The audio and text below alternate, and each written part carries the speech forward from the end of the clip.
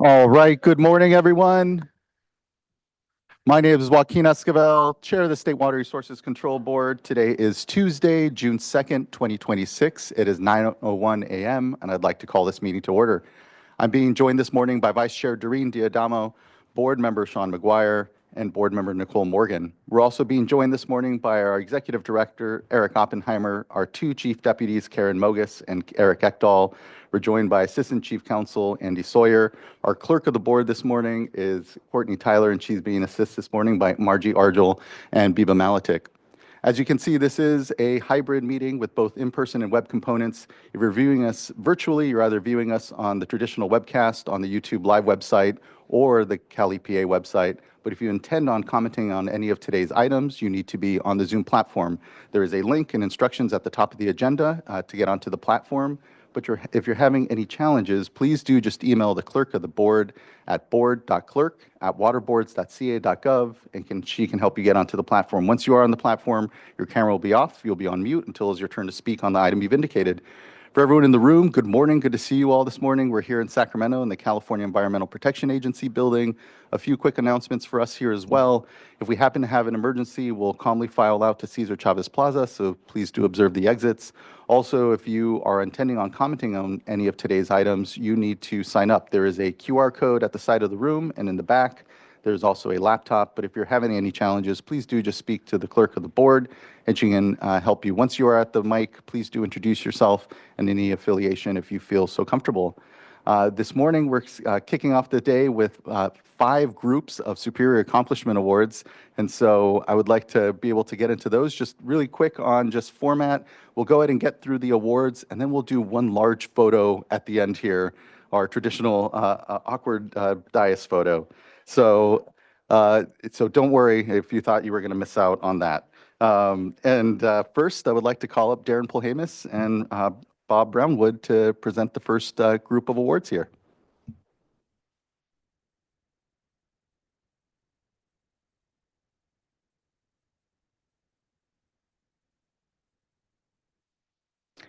Morning, Chair Esquivel and Board. I'm Darren Polhamus, Deputy Director for Division of Drinking Water.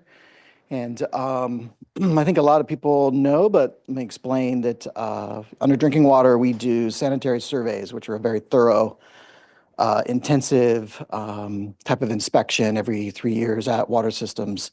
And, they're multi-day. In fact, the city of Los Angeles is an entire year to inspect the entire facility.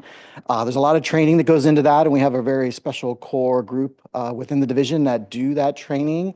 And today we just want to honor the fact that they dedicate that time on top of their normal responsibilities and duties to do that. So we do have several of them here, but many of them are going to be online. And I should have printed a list instead of looking here. But we have Amanda Chapman. Sorry. Kun Chen. Austin Peterson, who is here. And I can give it. Come on up, Austin. And Thomas Sui.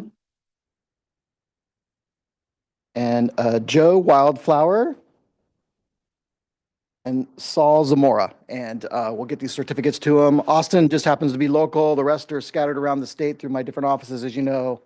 And they do an incredible work. They get great reviews. The new staff that come in really appreciate it. And it's just such a nice to be able to honor the fact that they do this extra work for us and really build the strength of our team. So thank you very much.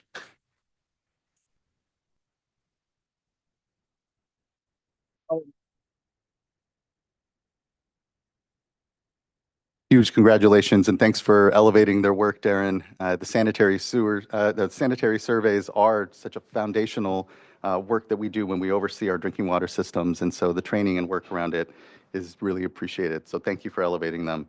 Next, I'd like to call up Kevin Heineman.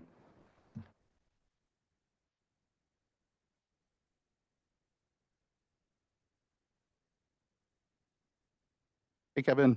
joining us virtually. Good to see you. Good Good morning. morning. Good morning, Board Chair. Thank you. I would like to today honor Roberto Moreno, who is one of our, well, let me take a step back. Let me introduce myself. I'm Kevin Heineman, Remote IT Manager for the Division of Information Technology. And today I'm honored to present the Sustained Superior Accomplishment Award to Roberto Moreno. His continued outstanding performance and exceptional customer service over the past 2 years has exemplified Roberto's dedication, professionalism, and technical excellence in his role as an information technology specialist within the Remote IT Services Unit. His commitment to solving complex IT challenges, supporting critical board meetings, and consistently delivering excellent customer service has made a significant impact on both staff and operations across multiple regional board offices and drinking water field offices. Roberto demonstrates a strong dedication to the mission of the Water Board. His effective and prompt resolution of IT issues enables the Water Board's professional staff to resume their responsibilities with minimal downtime. His support of the hybrid regional board meetings facilitates public involvement and ensures the successful completion of the board's objectives. So congratulations, Roberto. Well done.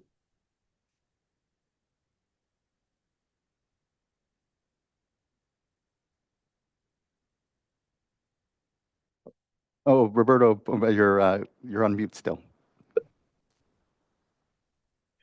Good to see you. Thank you very much. Yeah, finally. Thank you, Kevin. Thank you, everyone. I really appreciate this award.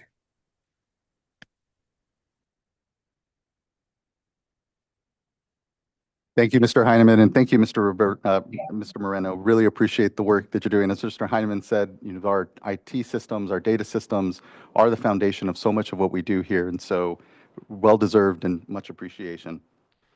All right, our next award will be presented by Corey Dickman, I believe.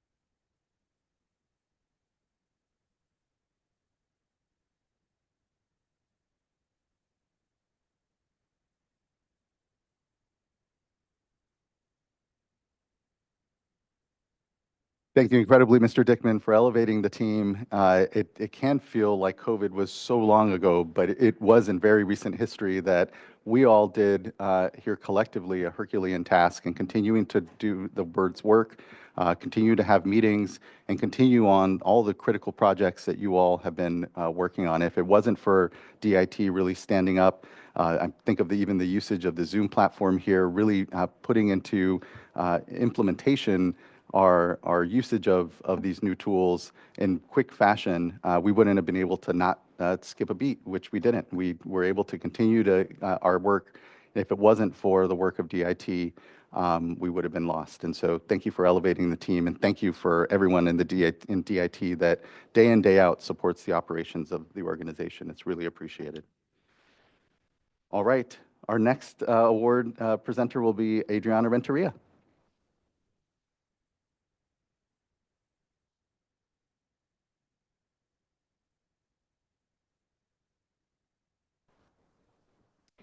Hi, board members. Good morning. My name is Adriana Renteria. I'm the director for the Office of Public Engagement, Equity, and Tribal Affairs. And today I have the honor of celebrating members of the Racial Equity Support Lunch Planning Team. I am going to call out their names and their region, division, and office, and then I'm going to share a little bit about what the Racial Equity Support Lunch is and why they're being recognized. The first person I want to recognize is Adriana Ross with the Central Valley Regional Water Board.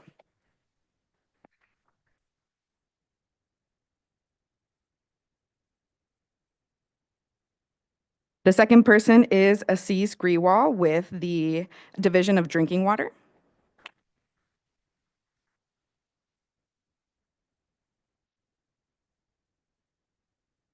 Aiden Cacchetti with the San Francisco Bay Regional Water Board.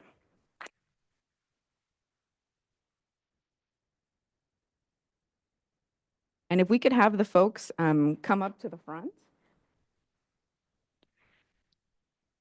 Next, we have Veronica Farwell with the Office of Public Engagement, Equity, and Tribal Affairs.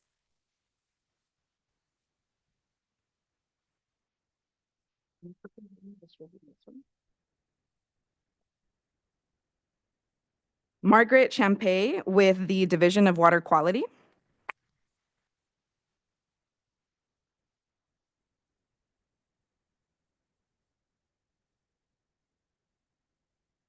Angelica Torres Osalaba with the Division of Drinking Water.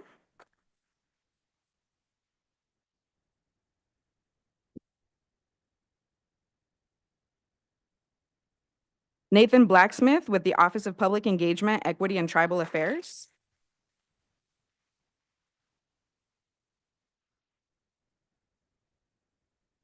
Letitia Gilmore with the Division of Administrative Services.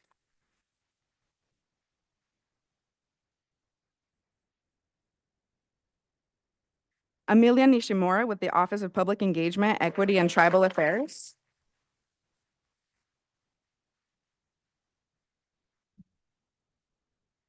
Paola Gonzalez with the Office of Research Planning and Performance.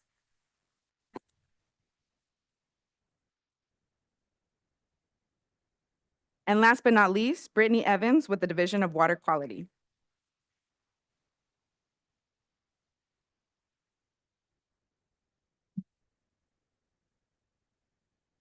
And I want to share a little bit about what the Racial Equity Support Lunch is and why these folks are being honored. In 2020, the State Water Board convened a racial equity working group that was developed to develop a racial equity resolution.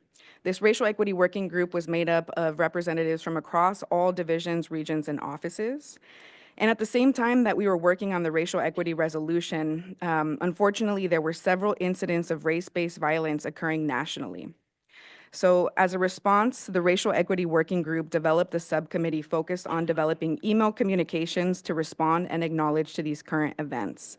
The incident response team would draft email communications and work with the communications office and the executive director to send these email communications to all staff to recognize and signal to all staff that we acknowledge the potential emotional impacts of these current events and to share employee assistance resources. Unfortunately, the volume of national events of race-based violence was high and frequent, and there was a growing desire to move beyond acknowledgement via email communications and instead to create a space for support and connection. So as a response, the incident response communications team recommended holding a lunchtime gathering to create a platform for water board staff to gather, process, and discuss these events. In 2021, the Water Board convenes its first Racial Equity Support Lunch. The event had over 100 participants from across the water boards, demonstrating that there is a strong need and interest from staff for this type of space. When the Racial Equity Support Lunch began, it was created really as a response to this influx of race-based violence events. And over time, the lunch has expanded and transformed to be a space where employees can come to learn, exchange cultural information and experiences, and normalize conversations around race, equity, and culture in the workplace. Staff are welcome to show up as they are. Some people turn their camera on, some people leave their camera off, some people engage in the chats. But no matter what, it's a space where water boards employees are offered the opportunity to share about their life experiences in a supportive environment. And this doesn't happen by accident. This happens because the folks that are standing here before you, time and time again, month after month, put their time, energy, and intention into creating this type of welcoming environment. They facilitate the meetings with care and intention, and they acknowledge the responsibility of holding space for difficult topics that may raise emotional responses.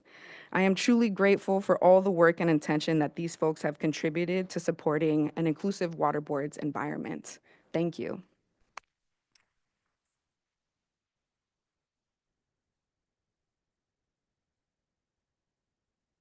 And thank you, Ms. Renteria, for your leadership here in elevating the team. And incredibly proud of the work that staff have done here to really create, as you've said, a place and a space where folks can bring themselves, can talk about difficult issues, but importantly support the continued and ongoing work of the boards. So just thank you incredibly, Ms. Renteria. All right, I now like to call up Juliet Christian-Smith. Good morning, board and members of the water board and the public who are here. In 2021, the governor approved a groundbreaking $30 million to modernize California Water Rights Information System. Cal Waters represents the most extensive data system overhaul in the division's history and is essential for supporting informed water management decisions, especially in response to climate change, drought, and growing demands on water resources. As you all know, and we've said many times, this came in on time and under budget, and I'm very grateful to have inherited that as the new Deputy Director of the Division of Water Rights. This is a team award to represent 3 amazing members of our Water Rights Digitization Program: Stephen Severon, Heather Christensen, and Akash Prashar.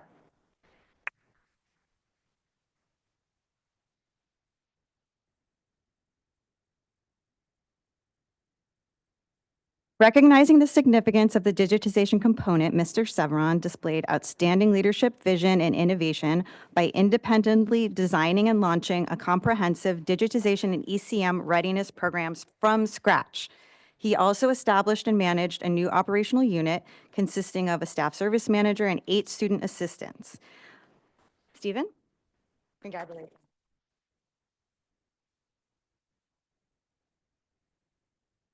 So the division's objective is to digitize more than 7 million paper records that are here in the library, if you have a chance to go visit. However, records management and digitization teams were hindered by outdated separate systems. The records management team relied on one-dimensional barcode that was developed over 25 years ago. Meanwhile, the digitization team used a Microsoft form and a large spreadsheet. Recognizing the need for a unified and reliable solution, Heather Christensen and Akash Prashar led the development of the board's own application called the Record and File Tracker, or RAFT, to closely address these critical shortcomings, and now other departments are using it. Akash?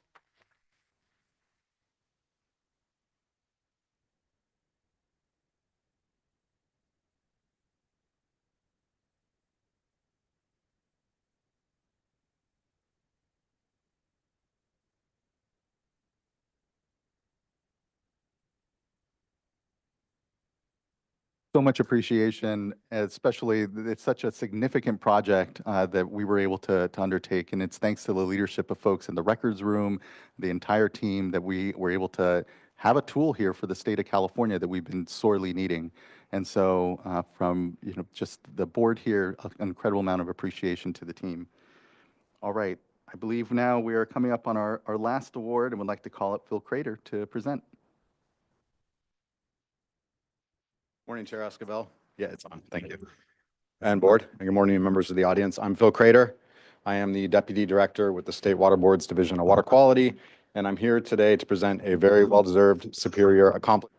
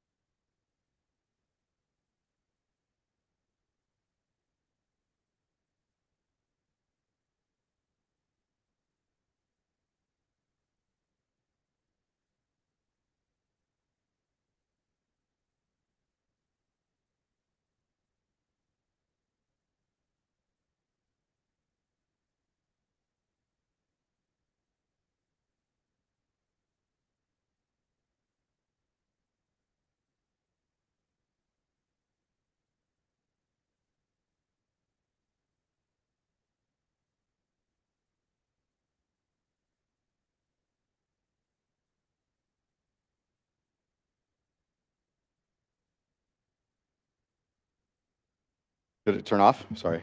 This is a feat that requires a lot of attention and creative thinking on Anna Maria's and others' parts. It's a tremendous challenge, and it's not just about reviewing data. The report is closely watched by the discharger community, by NGOs, public officials, concerned citizens, etc. And Anna Maria has gracefully led the team through dozens of meetings with interested people to explain our process in general, to hear their concerns, and to troubleshoot some really complex and challenging issues. Despite the daunting workload and challenges, Anna Maria has stayed focused and positive throughout, and she has encouraged and supported her team. I always enjoy working with Anna Maria, and I get really wonderful feedback from others who work with her about how wonderful she is to work with. So thank you for that. So with that, it is an absolute pleasure and an honor for me to present this award today to Anna Maria for doing a superb job consistently leading and supporting her team and the water boards and facilitating external engagement in order to provide a complete, responsive, and a timely 2026 California Integrated Report. Thank you so much.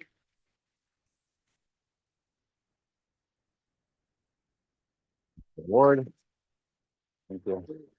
Huge congratulations and so much pride in the integrated report and everything the team has been able to do. But Anna Maria, under your leadership, it's been amazing to see just the improvements in that report, the usefulness of it, the timeliness of it, and a bit of a Sisyphean task, but you do it with an incredible amount of grace. So thank you. All right, now for one big group photo. And so folks who received an award, if you could go ahead and come on up here. We'll go into our traditional dais photo here with you all quickly.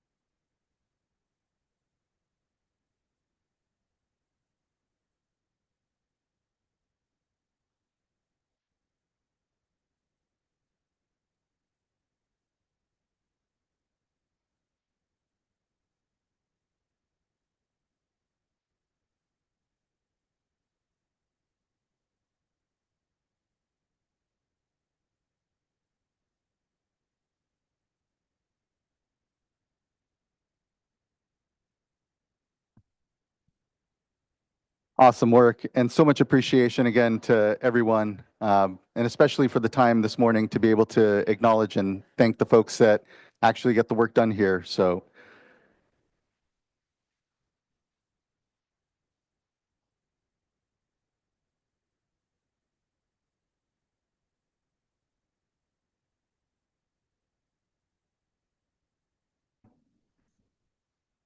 fantastic. Well, thank you again, everyone. Really appreciate the space here.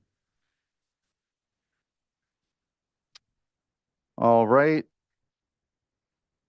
With Superior Accomplishment Awards out of the way here, that brings us to public forum, but I believe we don't have any public forum commenters this morning. So we'll go right into board business.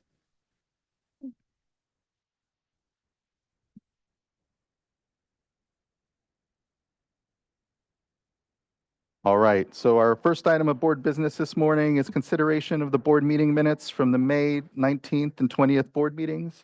Look to my fellow board colleagues if there's any adjustments to the board meeting minutes, and then otherwise, I think we're ready for a motion. I'll move to adopt the minutes. Second. Thank you both. Ms. Tyler, can you please call roll call vote? Board Member McGuire, Aye. Vice Chair Diadamo, Aye. Board Member Firestone, Aye.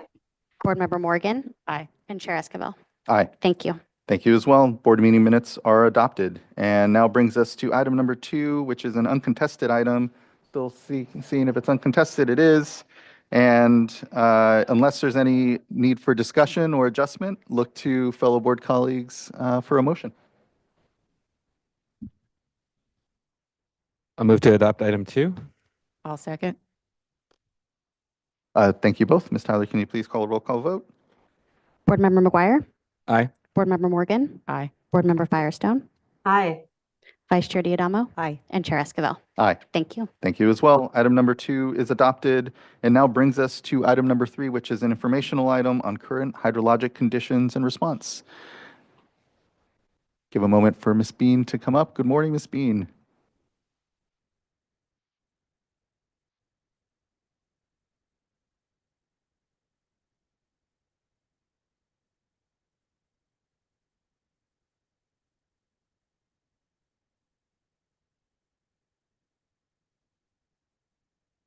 I'm so sorry. That happened much faster than I'd anticipated. No worry in the least. Good to see you. Good morning. I Give you a just want moment. to grab my note. Yeah, no rush, no rush.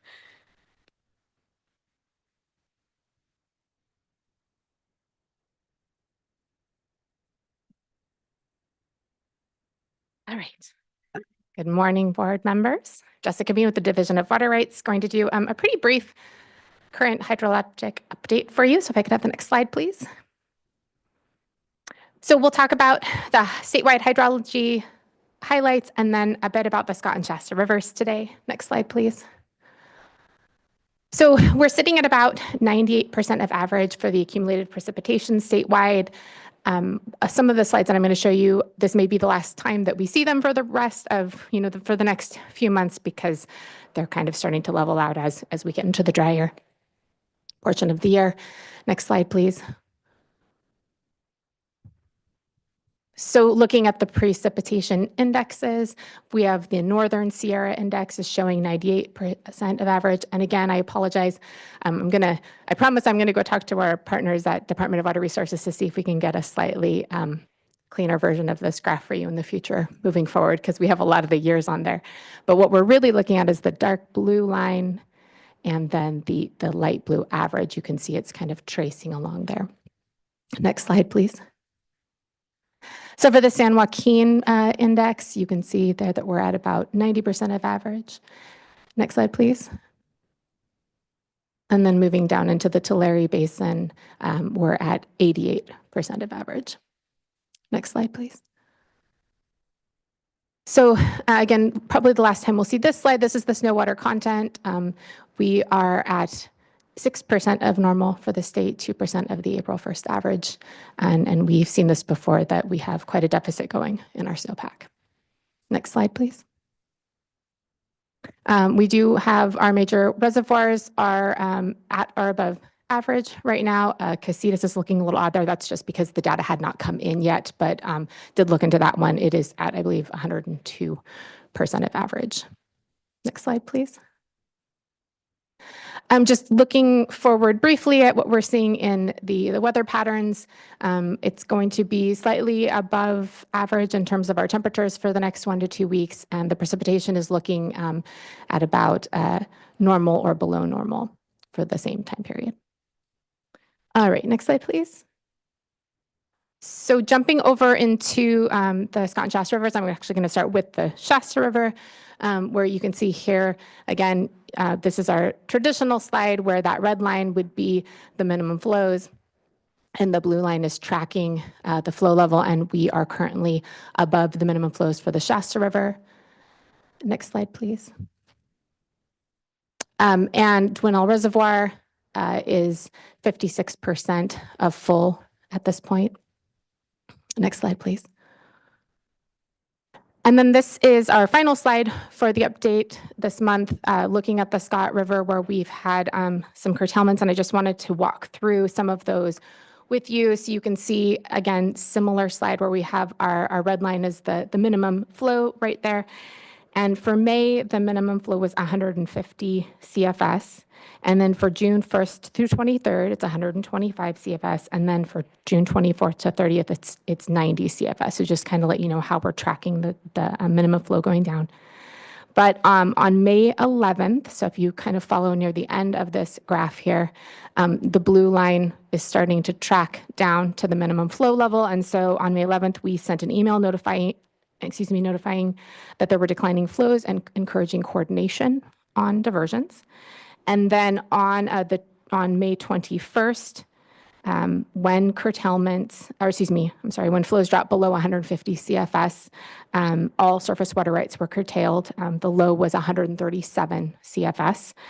And then flows rebounded with those curtailments. And so on the 25th, most senior water rights were moved to conditional curtailments.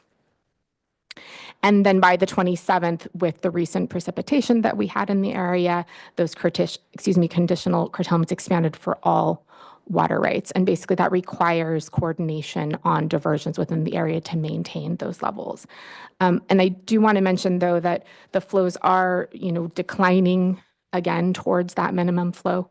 So we'll have staff are tracking it very closely, but just kind of wanted to walk you through, how we're seeing the flows going down and then responding to the curtailments and then having to keep an eye on those.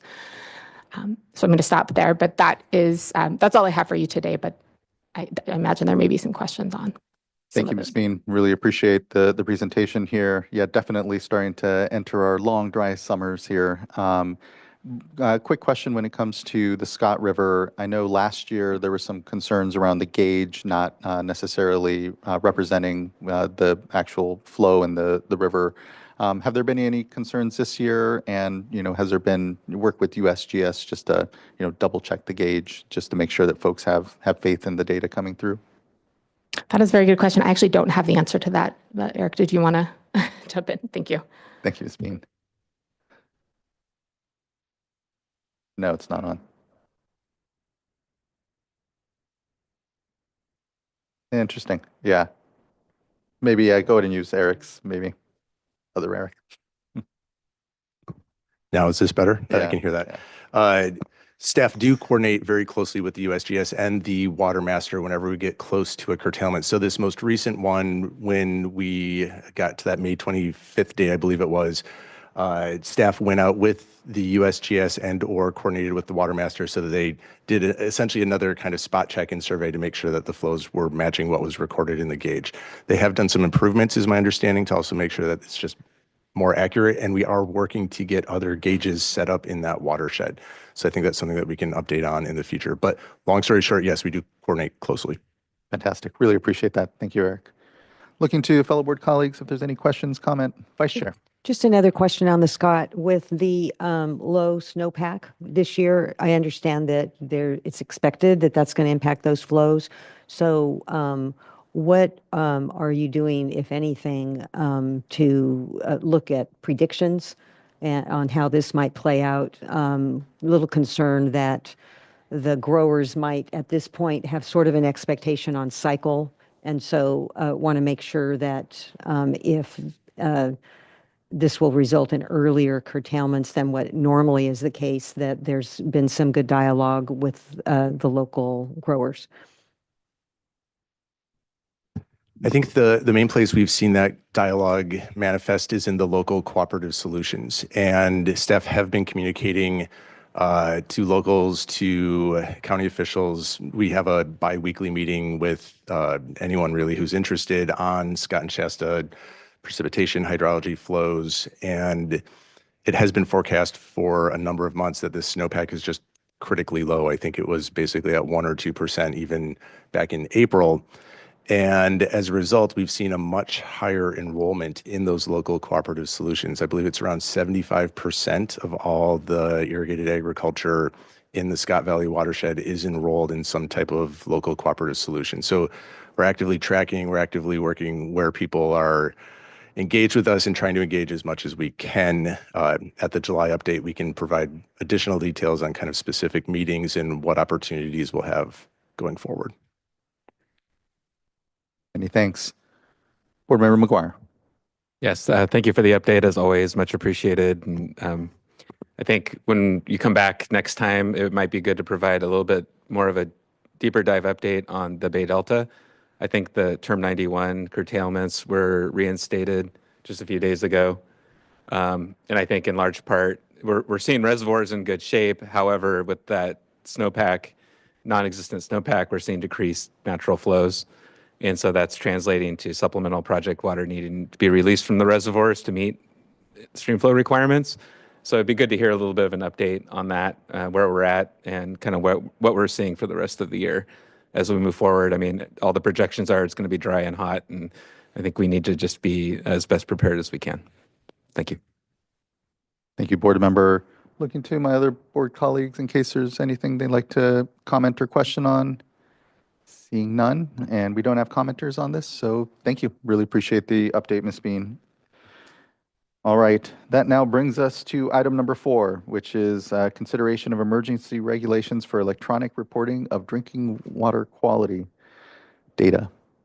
Give a moment for folks to swap in.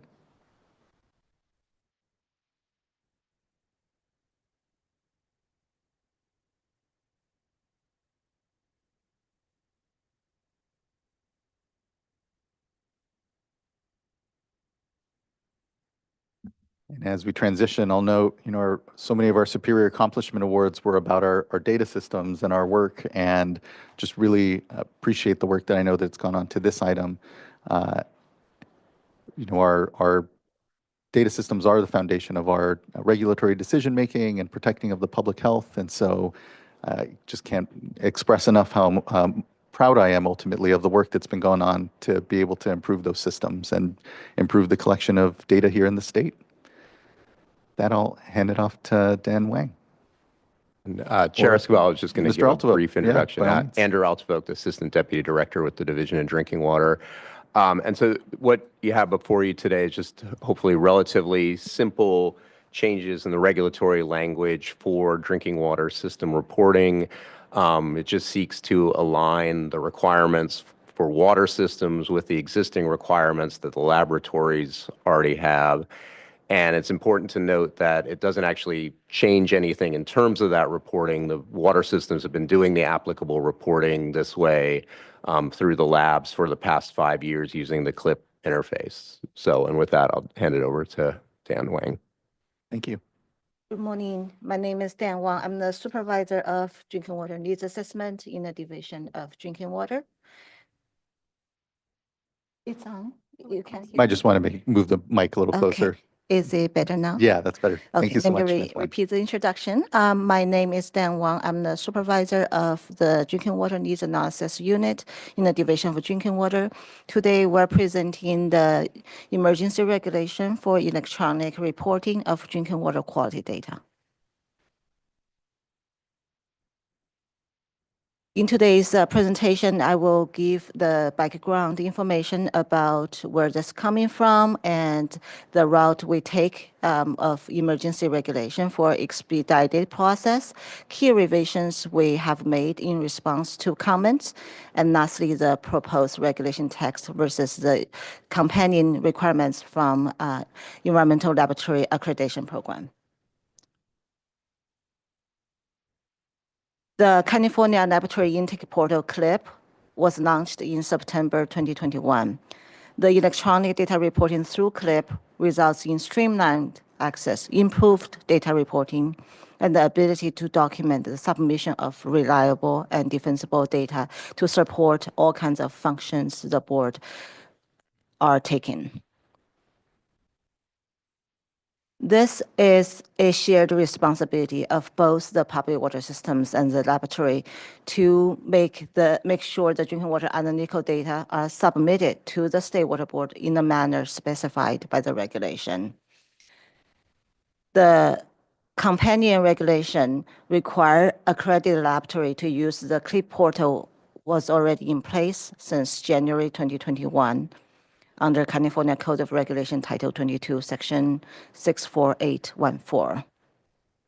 And the laboratory with that regulation have been submitting data through CLIP since 2021.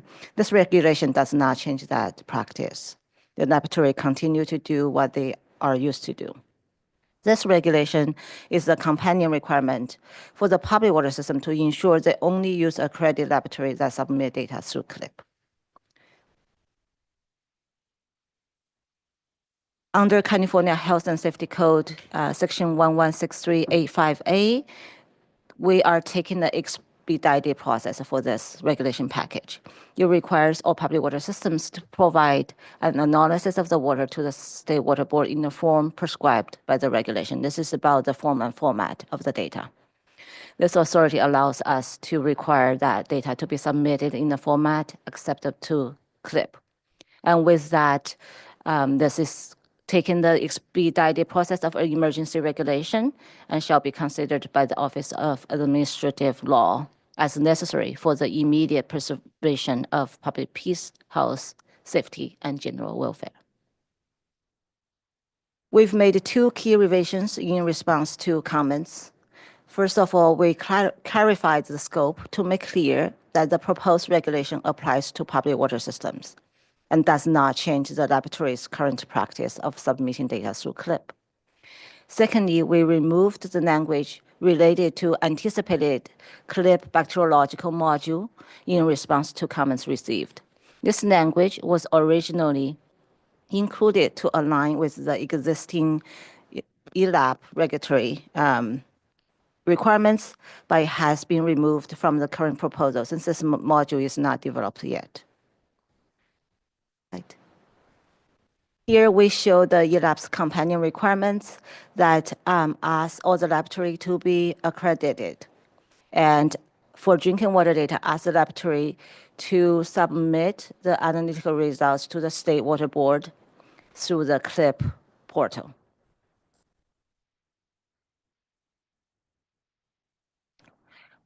We have yesterday we had a change sheet to help improve the organization of the subsections and to include specification of the data format. And we're going to show the final proposed regulation text with the change sheet.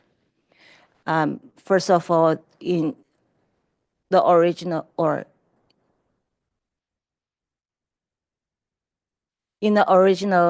subdivision E, we clarified the water system shall use the laboratory duly accredited by the State Board.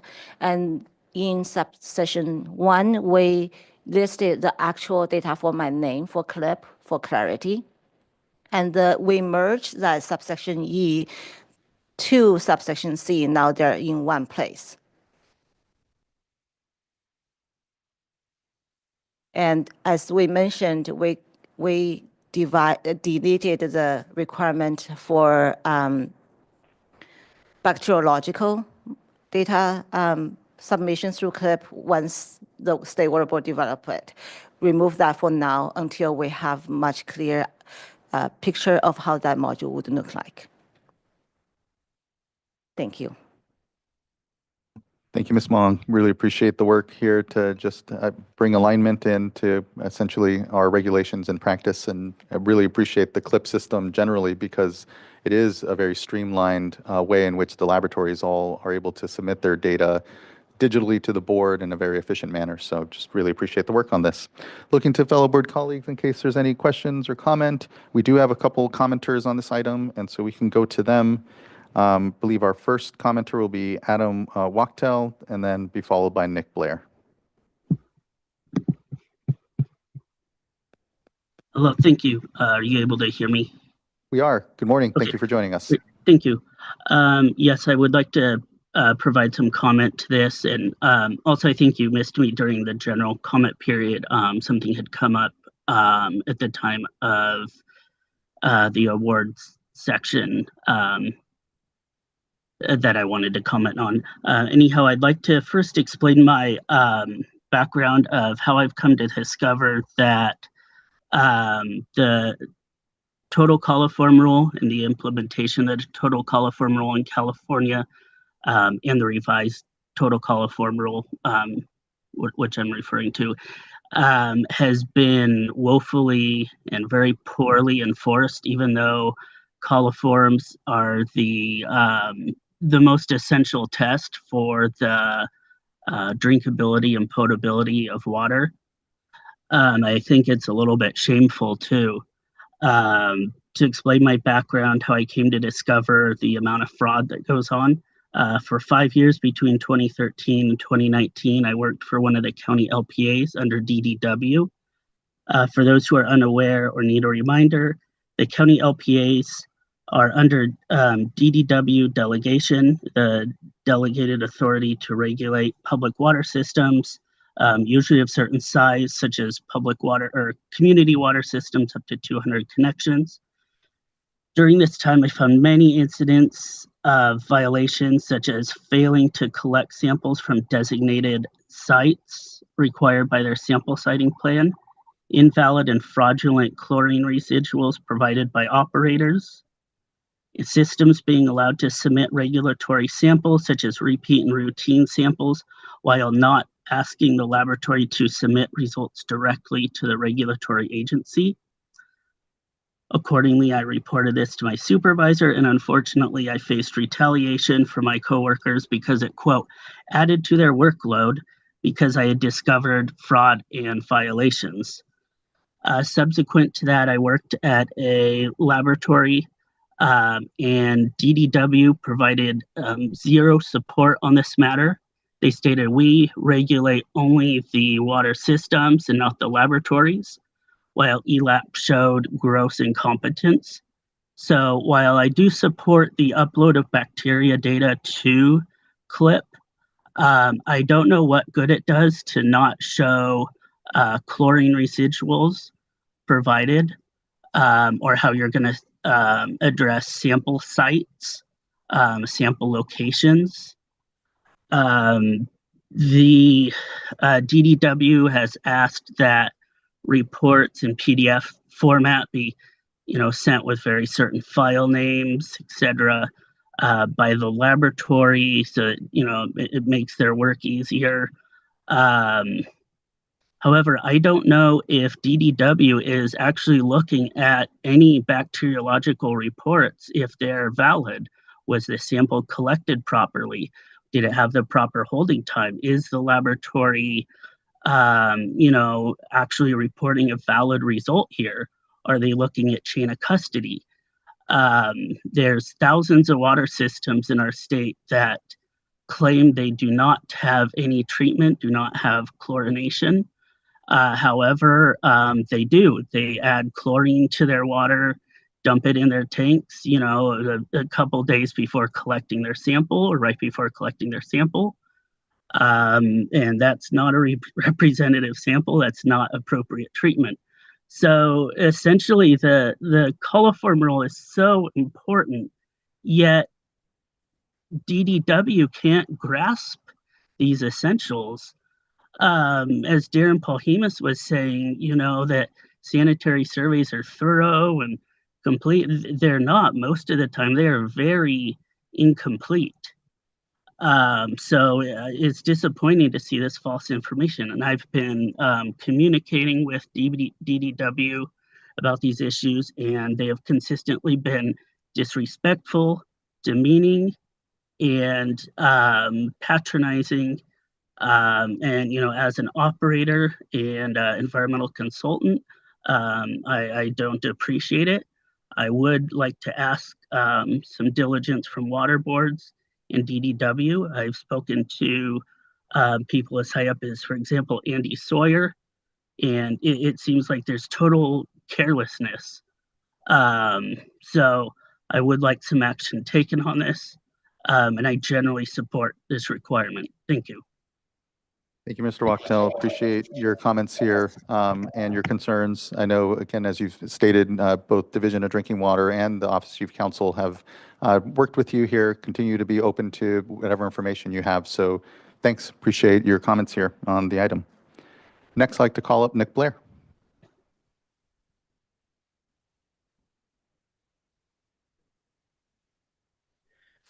Good morning, Chair Esquivel and board members. Nick Blair with the Association of California Water Agencies, representing almost 400 public water agencies that account for 90% of the water delivered throughout the state. I just wanted to give a brief comment expressing appreciation for the follow-up from DDW staff after we submitted a comment letter along with our colleagues at the Cal Nevada American Water Works Association and CMUA to clarify that this item is an existing rule that water systems are complying with, and also the willingness to remove the requirement for the CLIP bacteriological module at this time. We look forward to continuing working closely with DDW staff as that bacteriological effort moves forward at a later date, and to engaging prior to any implementation of that reporting to help ensure that the framework is clear, practical, and implementable for water systems. Thank you for the opportunity to comment today. And thank you for those comments and engagement, Mr. Blair. Looking to fellow board colleagues if they have any question, comment, and then otherwise we may be ready for a motion. I'll make a motion to adopt item 4, including the change sheet. I'll second. Thank you both. Ms. Tyler, can you please call a roll call vote? Board Member Morgan. Aye. Board Member McGuire. Aye. Board Member Firestone. Aye. Vice Chair Diadamo. Aye. And Chair Esquivel. Aye. Thank you. Thank you as well. The vote is unanimous and the item is adopted. Thanks for the good work and look forward to what I know is still yet further. Let's go ahead and give ourselves a quick 10-minute break as we transition now then to item number 5, an update on the Making Conservation a Way of Life regulation. Let's go ahead and bring ourselves back here at 10:03. Thanks, everyone. Appreciate the morning.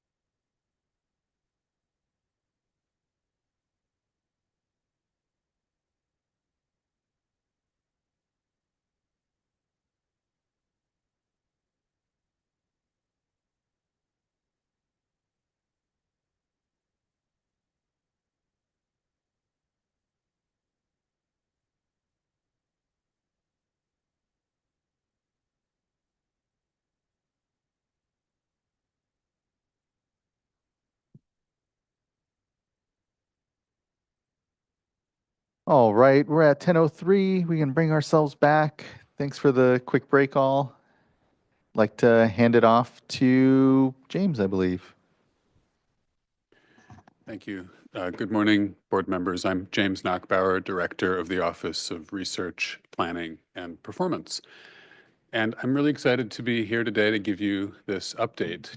It's been a little while since we've presented on conservation at these board meetings, but it wasn't too long ago that it felt like we were here every month or meeting with you weekly. And so it's been a couple years. We're happy to be back. This is not, though, the story of just a couple years. This work really began decades ago. California began making progress toward water efficiency. You could argue back following the drought in the 70s. And since then, more and more suppliers have been making conservation and efficiency more and more central to their operations. For me, the first drought I remember here in California was in the late 80s, early 90s. I remember being told to take short showers, being given a bucket to catch warm-up water. And I think that's one of the reasons I got into resource management policy. It was also a time period when best management practices got developed, when partnerships formed, when conservation really became institutionalized in new ways. But the drought that really brought conservation responsibilities to the board was the 2013 through 2016 drought. Next slide, please.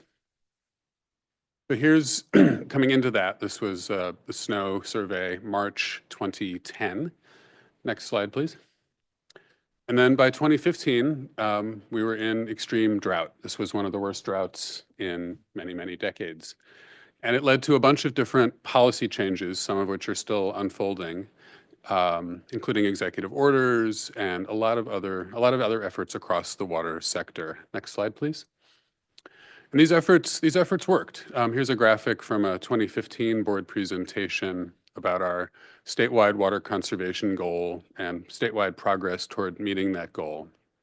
Those policies worked thanks to the efforts of households and communities and suppliers and others all around the state. But there was a recognition that this was a relatively coarse approach, this idea of percent reduction targets. And so the conversations around conservation and efficiency continued. The legislature took this up and developed a much more complicated framework that better reflects the complexity of California, the different ways we use water, and the different situations we use water in. Next slide, please. And so we moved to a much more complex world, trying to capture both the reality of conservation needs and possibilities, but the difficulty we expected that some suppliers would face in meeting targets, and also acknowledging the challenges of translating between city scale water management on one hand and community landscapes or household bills on the other. So through that really complex process, we brought a lot of attention and support to countless details. And so now we're switching into even more into implementation and support. We are doing a lot now to support our suppliers here in California, and I'm joined today by many of our partners in these efforts. So I'm going to hand the mic over to Ms. Herrera, the leader of our conservation program here at the State Water Board, who will go over the regulation, provide some brief updates, and talk about our efforts to make things go as smoothly as they can.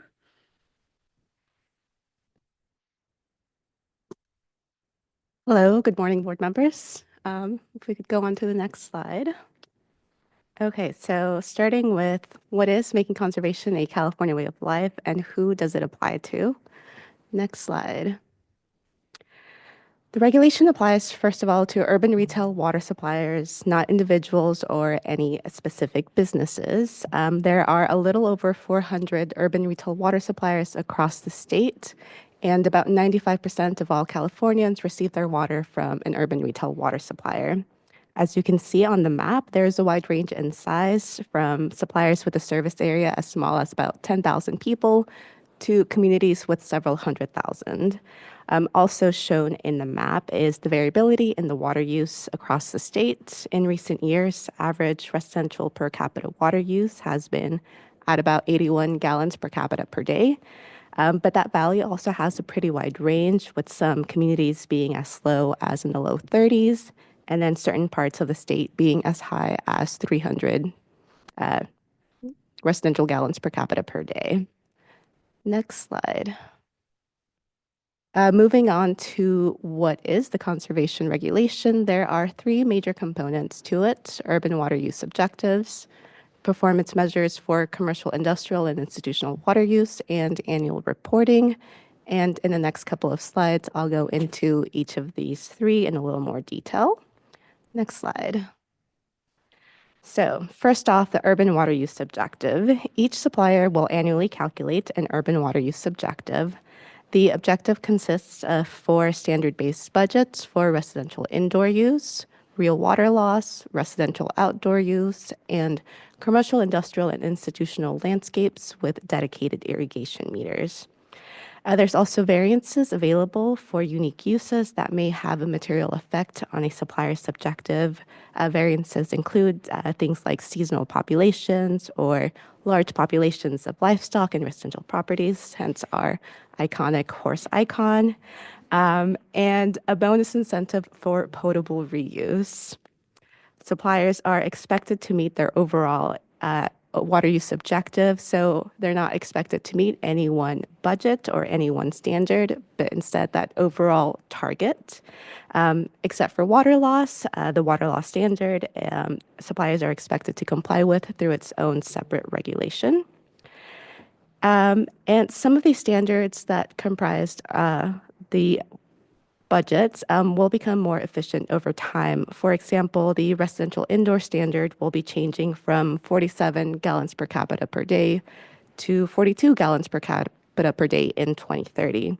So suppliers, depending on their current and their expected future water use, may have to plan for additional conservation actions to ensure that they are continuing to meet their objectives as the standards change over time.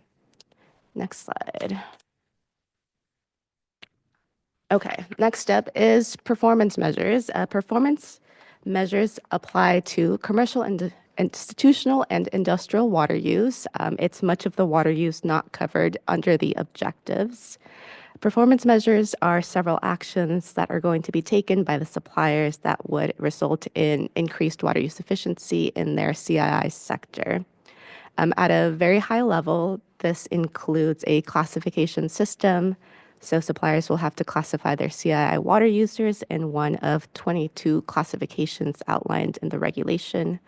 They will have to either install dedicated irrigation meters or employ in-lieu technologies for qualifying landscapes. And last, they will offer best management practices to qualifying customers. Next slide. And last big chunk of the regulation is reporting. Each January 1st, suppliers are submitting an annual report to both the State Water Board and the Department of Water Resources. This report includes the calculation of their annual urban water use objective, their actual water use for the corresponding fiscal year to assess whether or not they're meeting their objectives, and progress on how their commercial, industrial, and institutional performance measures are being implemented. And then for this upcoming January 1, 2027 reporting deadline, it's also the first year where suppliers will have to start complying with their urban water use objectives. Next slide. So how has reporting gone so far? This regulation has now been in effect for about 1.5 years, so she's still a young regulation, and we have 2 years of reporting in. As of the end of May, we have about 92% of suppliers who submitted reports for this most recent reporting period. About 80% submitted on time and 12% submitted late. It's pretty similar stats for the first reporting year. We have about 90% of suppliers who submitted that first reporting deadline. This map here shows in green suppliers who have submitted both reports, In yellow are those who have submitted one report, and in red are suppliers that have not submitted for either reporting period. There isn't really a strong geographic pattern in terms of report submissions, though we do see the highest proportion of non-submissions in the Tulare Lake Basin, which is that central southern part of the state. We're also seeing that non-reporters tend to be suppliers with a lower medium household income and smaller populations. Staff have reached out to non-reporters via email and most recently through phone calls. We've already seen a couple of late reports come in, and we expect a couple more to trickle in. This is still a fairly new regulation with various reporting elements that some suppliers are still trying to get up to speed on. Through conversations with suppliers, we've heard of challenges, for example, with high staff turnover or just general understaffing, which adds to the challenges of reporting on a very complex regulation. Next slide. This map shows compliance with the objective for this latest fiscal year. In blue are the suppliers that met their objective. The vast majority, about 70% of all suppliers, met their urban water use objective for this most recent year. And then in the green through dark red circles are suppliers that did not meet their objective, categorized by different percentage amounts. For example, the green circles are suppliers that had an objective that was less than 5%, less than below reported use. And then in purple are suppliers with data issues that were large enough that prevented us from assessing whether or not they met their objective. The map shows a lot of non-blue circles across the Central Valley and inland Southern California area. And then suppliers with the largest gaps in meeting their objectives, again, tend to be suppliers with smaller populations and a lower medium household income. Next slide. One positive sign that we've seen is a pretty large improvement in data quality between the two reporting years. So first year, we had 25 suppliers submit reports with data issues large enough that prevented us from assessing their urban water use objectives. For the second year, the number has dropped down to 11. Data issues have included things like missing data, one or more months of missing reported water use, or incorrect units that just don't allow us to make an assessment of their objectives. Between year 1 and year 2, the conservation program has really tried to make data quality flags more apparent in the reporting form that catches some of them before suppliers even submit their reports. We also send suppliers summary reports flagging any major data issues after they've submitted them to encourage corrections to happen. Some of the remaining data issues that persist in year 2 are suppliers missing residential landscape area.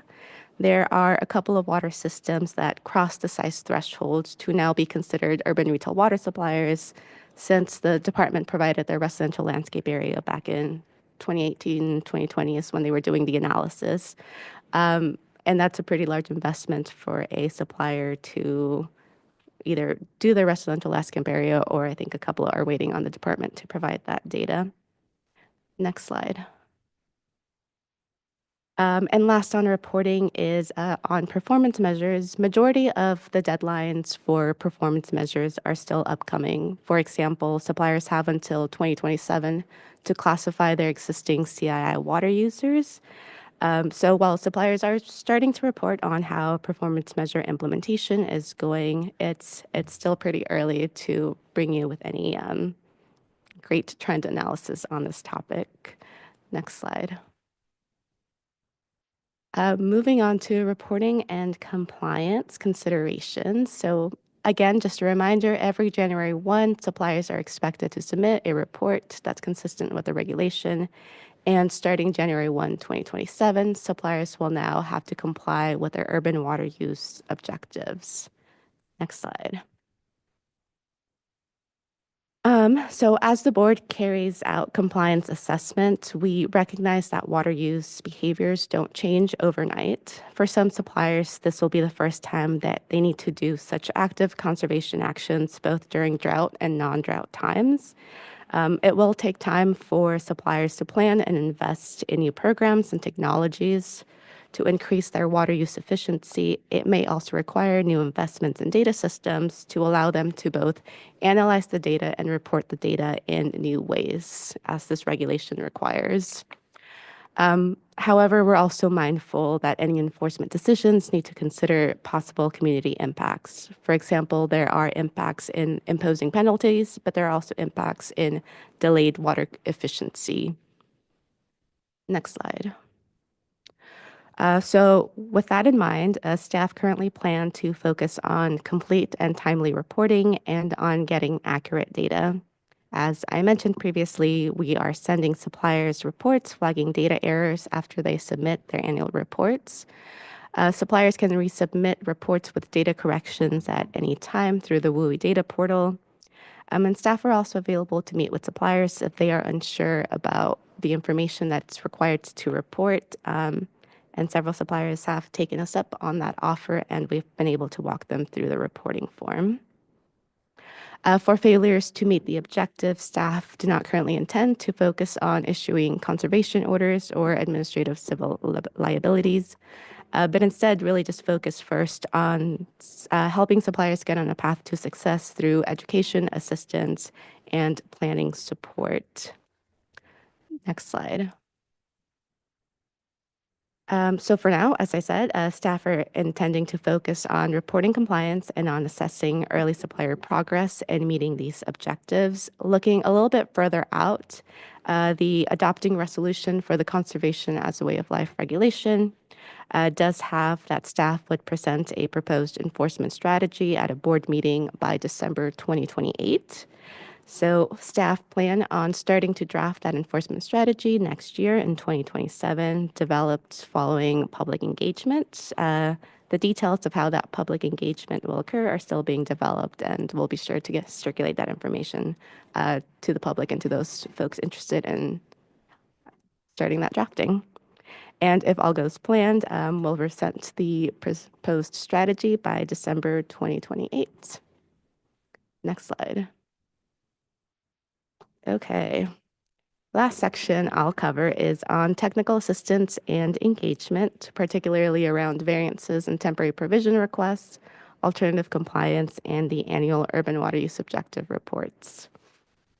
In addition to these specific topics, staff do continue to meet with suppliers to offer any supplier-specific assistance on any aspect of the regulation.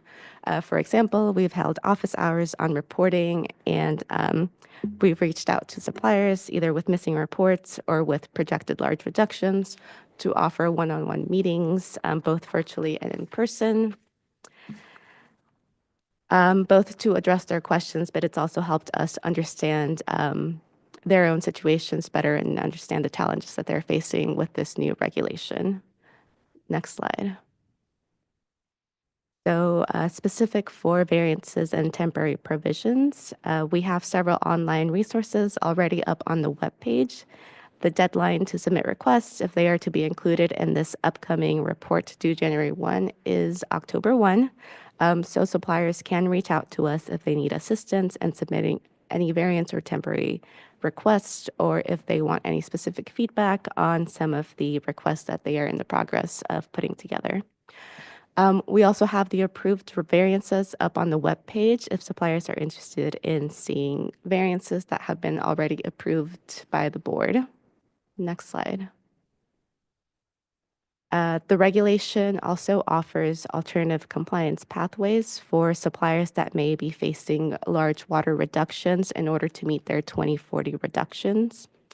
One of these pathways has a medium household income eligibility component, so we will be publishing supplier MHI data online if suppliers wish to use it in evaluating their eligibility for alternative compliance.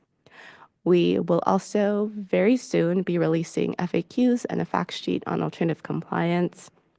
And last, we'll be holding a staff webinar on alternative compliance on July 1. The webinar will go over what suppliers need to do to enter into alternative compliance and how to submit that information to the board. And we should be sending out that webinar announcement also very soon. Next slide.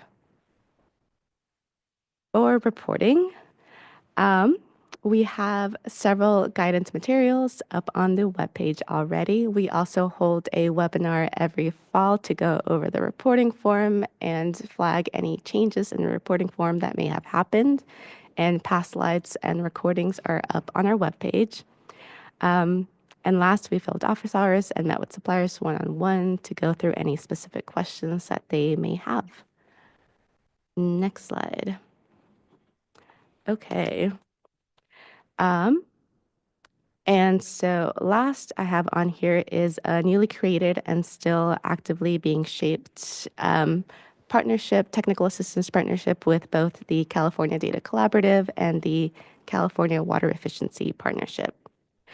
If implemented thoughtfully and purposefully, the conservation as a way of life regulation will promote long-term practices that help communities adapt to California's ongoing challenges while also leveraging the many co-benefits of water conservation.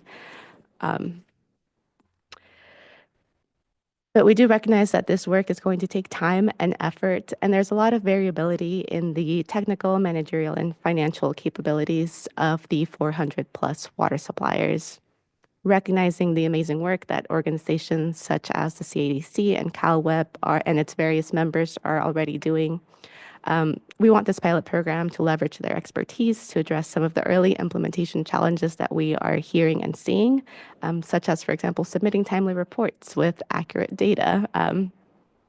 So you'll hear in a sec a little bit more from them directly. But first, if folks are interested in receiving more information on this technical assistance or on signing up for the webinar series we'll be launching, you can follow this QR code. The webpage will soon be updated with a date and registration link for the first webinar scheduled for June 23, so in just a couple of weeks.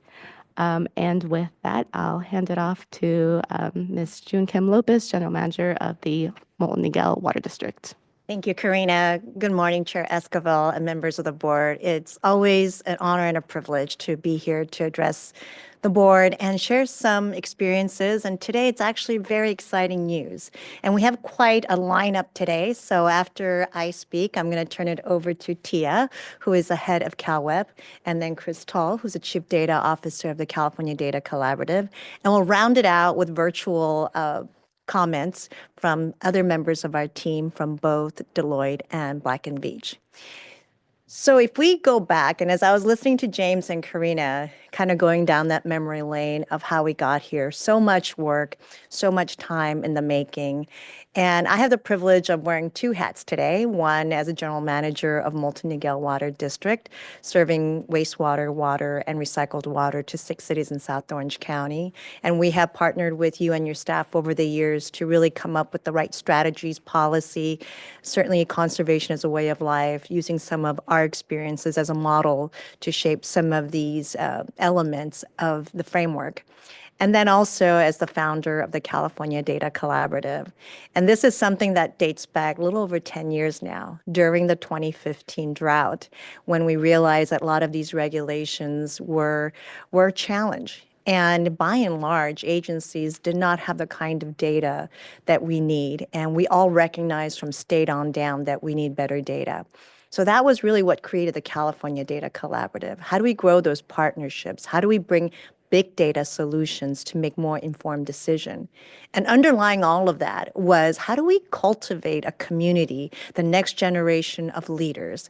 And how can we serve all communities of California? Because we do realize that certain communities do not have the wherewithal. So how can we spread the goodness and how can we create good work? And a little over 10 years later, this is a very special moment because it's 10 years in the making of working with your staff, with all of you, working with the agencies throughout California. And today we represent 21 million Californians through 37 utilities of all sizes and shape throughout the state. And because of the work that we've done and the trust that we cultivated, it has really culminated in this moment where now we are partners.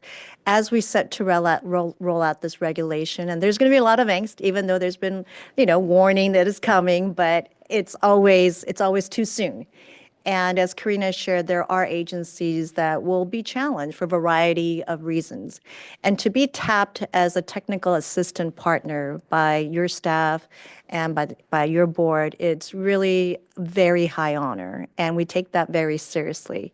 But we are going into some uncharted areas. As these agencies have challenges, we'll find out what their pain points are. What are the barriers to compliance? What makes sense? And the other thing that we realize is that pain points exist on both ends, not just from the reporting agency, but from your staff as well. So how can we provide a bridge, a conduit, to be able to communicate, coordinate, and to serve to where we can get everyone in compliance? But ultimately, more than compliance is to get us in terms of modernizing data. And we realize that it takes resources, it takes expertise, and we all have to do more with less, and we have to do it faster and better. So that is a challenge.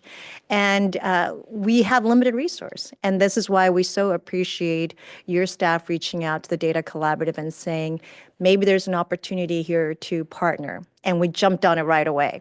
But we also realized that we needed more partners to make this really work, because we do not yet know the amount of concerns or challenges, what these agencies will need. So we wanted to assemble the best team to provide that support. And so that's why we reached out to CalWeb. A long history of work with their members to really make efficiency a critical resource strategy throughout the state and beyond.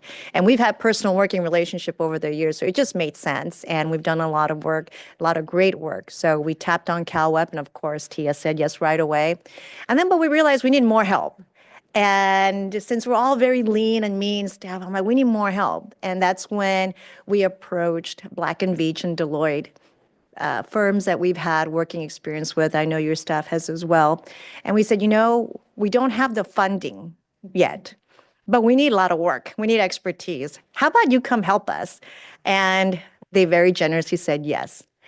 And what we are excited to learn as we roll out through the webinars, as we do these intake registration and surveys to understand where the agencies are. Your staff has tremendous amount of data. It's been very enlightening and insightful for us, but to really understand how can we provide the help. And we call it sort of this data therapy. What are the barriers? What's getting you to go through that finish line in compliance? And let's talk through that.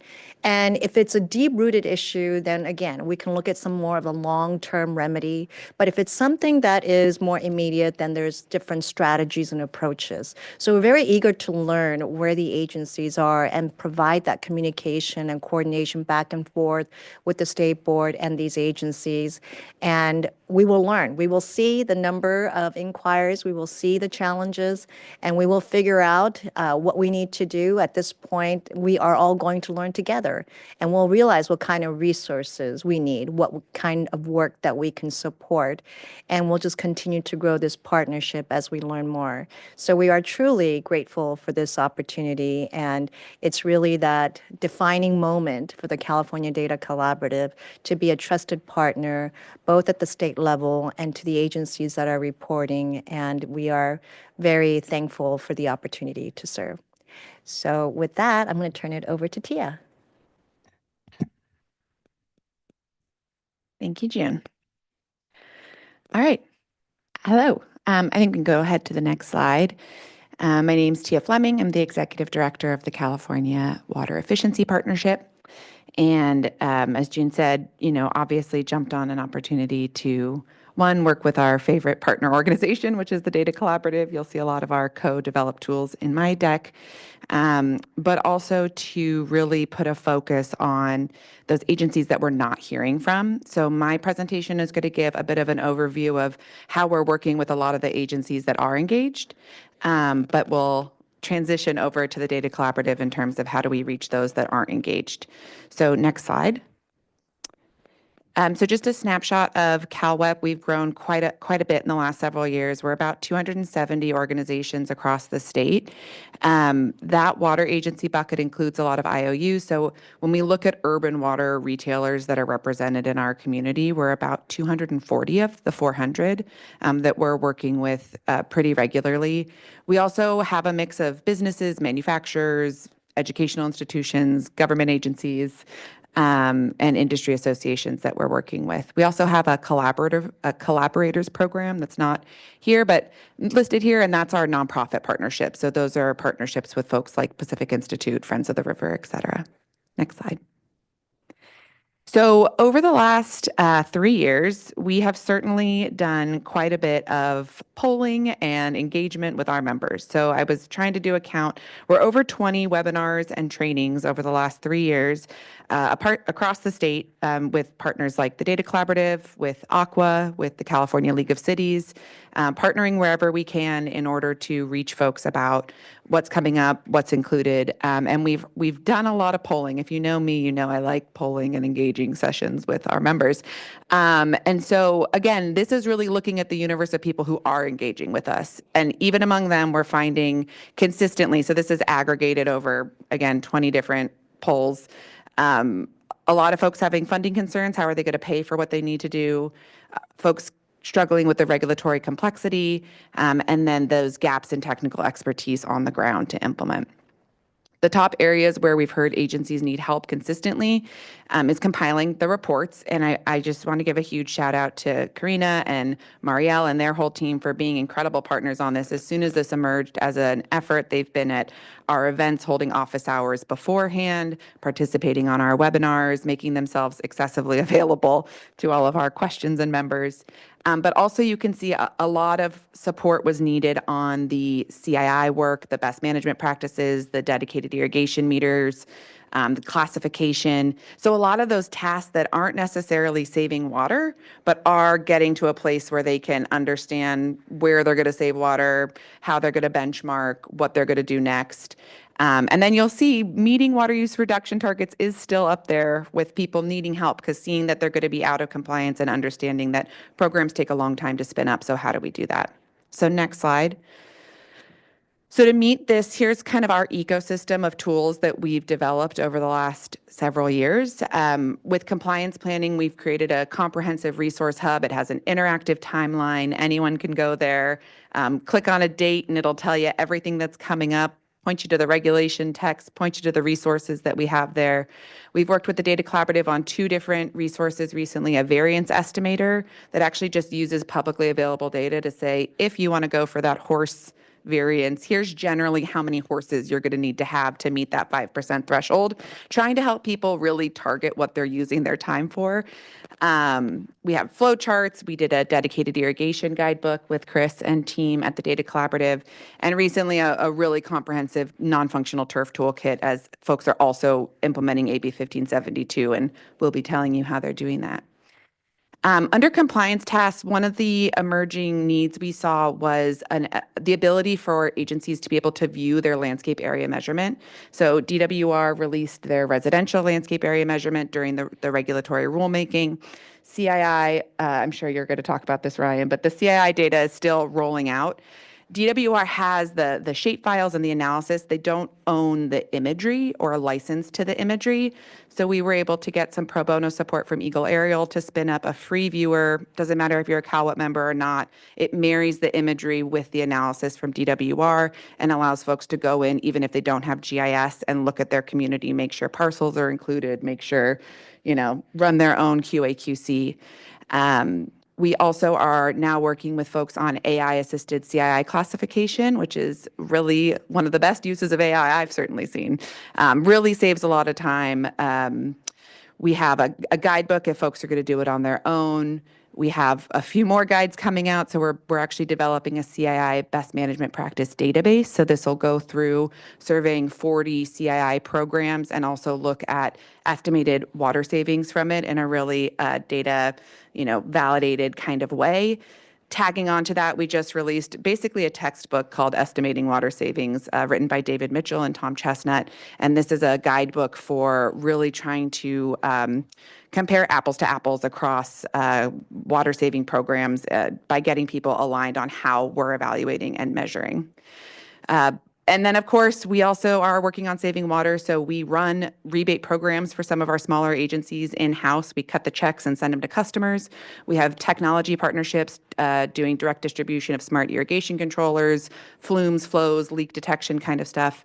And then looking at market transformation, we have a really robust training program where we're training landscapers on maintaining sustainable landscapes. And we also have recently launched a plumber program as well, where we're training plumbers on finding leaks. Plumbers are very good at fixing leaks, surprisingly not totally trained up on finding them. So with the rise of AMI, a lot of calls coming in, we felt there was a need to educate the plumbers as well. And then a partnership with SoCalGas educating, this is like hotels and the business sector doing water energy connection work with them. Next slide and final slide.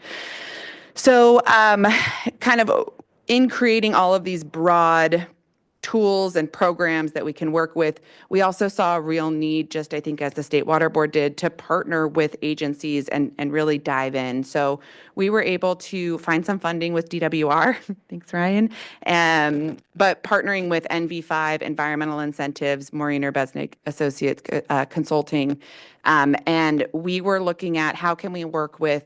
We had 7 agencies. We wanted them to have high reductions in 2040, be under the MHI, so a similar cohort. But these folks, we were really looking also at like the volume of savings that were required. So that's why you see someone like Fresno up there. And what we're doing with them is really that hands-on. We're doing DIM and MUM analysis. We're actually measuring their dedicated irrigation meters for them. We're doing premise mapping. We're classifying their CII accounts, really as a way to June's point, find those pain points for some of these agencies who are engaged but have high reductions. I will say through this process, one of the most surprising things we found is just the incredible gap that exists. Some folks have their dedicated irrigation meters geolocated, others it's in a PDF in a file down the street. Or they don't know how to export their billing data. And so we're really finding there's also this foundational need. And I think that is really where the reporting angle comes in, because if they're not reporting, it's often because they don't actually have the infrastructure to get the data out to report. And so really zeroing in on that and being brought into this project, we're excited to kind of take this even deeper with our partners. So that's it from me, and I will pass it over to Chris. Thank you, Tia. And good morning. My name is Christopher Tull. I'm here in my capacity as the Chief Data Officer for the California Data Collaborative. And I want to just give a quick, background. June's given some great history on the CADC. I'll talk just a little bit more about what we do and the assistance that sort of the lens that CADC has been looking at this urban water use objective regulation through. So if we could go to the next slide. So CADC, as June mentioned, we have 37 member agencies throughout the state of California. It's water suppliers of all sorts, water retailers, wholesalers, groundwater management agencies. And really our mission is to support agencies to do more with their data, to get more value out of all the data that's, they steward within their organization. That means both operationally, just improving how they deliver their service, but it also increasingly means helping them with reporting, helping them with just accessing their data and formatting it in the way that they need to transmit to all sorts of folks, both including the state, but also including their neighbors, their other partners. There's just a tremendous amount of data that needs to get shared, and there's often not a tremendous amount of data skill sets within agencies. June gave a great history. The CDC started in 2015. We started operating on January 1st, 2016. If we could go to the next slide, please. And shortly after CADC started operating was when Governor Brown issued his executive order on making water conservation a California way of life. At that time in 2016 and then going into 2017, CADC, receiving some funding from the Water Foundation, was conducted the first assessment of the impacts of that executive order. Even as the legislation was being discussed and finalized, we actually, working with a number of partners, Claremont Graduate University and others, procured residential landscape area estimates across the state, pulled, thanks to all the emergency water conservation reporting, water use reporting that was happening. We were basically able to do a quick and dirty mock-up of these water use objectives and where agencies across the state would stand, to help inform the way that the regulation was, eventually rolled out. We, over the years, while the regulations were being developed, working, often with CalWEP, helped to contribute policy analysis to help inform the regulations and make sure that they helped, reflect the reality for agencies on the ground and what was actually sort of feasible and cost effective. We also, over the years, have helped support agencies to assess their data. For example, when DWR released the residential landscape area measurement data to agencies, there was, this need to quality control that data and assess it. We worked with 21 agencies throughout the state to help them, rapidly assess the quality of that data, provide that feedback back to the state. It did that at very low cost. And now we continue working, both as the Data Collaborative and with CalWEP and other partners to develop tools and software to aid compliance. Tia mentioned a number of the initiatives that we've worked with them on. We also have a software platform that our member agencies, with supplemental funding from the Bureau of Reclamation. We've developed a software platform called Wavelet that is really tailored towards supporting agencies to understand their water consumption, the water efficiency of their customers, and to try to the extent possible help them to automate some of the, a subset of the reporting requirements within the urban water use objective. And next slide, please. So apart from what CDC has already done, I think Tia, highlighted that largest bar, like where folks really often need help is just, they just need to, get their data into a format that they can give it over to the state, right? But there are a number of areas that we've already identified. We absolutely plan to continue through the webinars and through surveys and other outreach to continue to reach out to agencies and figure out really where their needs are. But some of the areas we've identified already are just information to understand the regulations themselves. This is a huge area where CalWEP has done an amazing job and where the, props to the state board for, this webinar series that is being planned to continue to educate and inform suppliers. Also education on how to access and format data, assistance in reviewing data quality to ensure accurate objectives. Karina mentioned some of the suppliers with major data quality issues, but I do want to highlight that just because a supplier, maybe doesn't, submits their report and doesn't necessarily meet that threshold for having a major data quality issue, it doesn't necessarily mean their data is completely accurate. They're just often due to skill gaps in capacity gaps to be able to assess the quality of the data that's being submitted. It's possible that suppliers can end up with objectives that don't necessarily reflect the reality of their efficiency level. So being able to make sure that the most accurate data is being reported is a huge need. I've mentioned some tools to validate data and submissions, automations to automate to aid the actual submission of report, and also services to do things like classify customers and landscapes. So these are all very preliminary areas of technical assistant needs that we've identified through some of these conversations. And I just want to say that agencies have really made a heroic effort so far over these first 2 years of reporting to get to 92% reporting is amazing. And I think it's just going to be continue to work and looking forward to working with these partners that we brought together to help agencies to, both get that 92% number up, but also to improve the quality of the data that is being reported and make the lives of agencies that need to report easier. So with that, I want to turn to the next of our partners. We should online have Elizabeth Lovestead with Black & Veatch.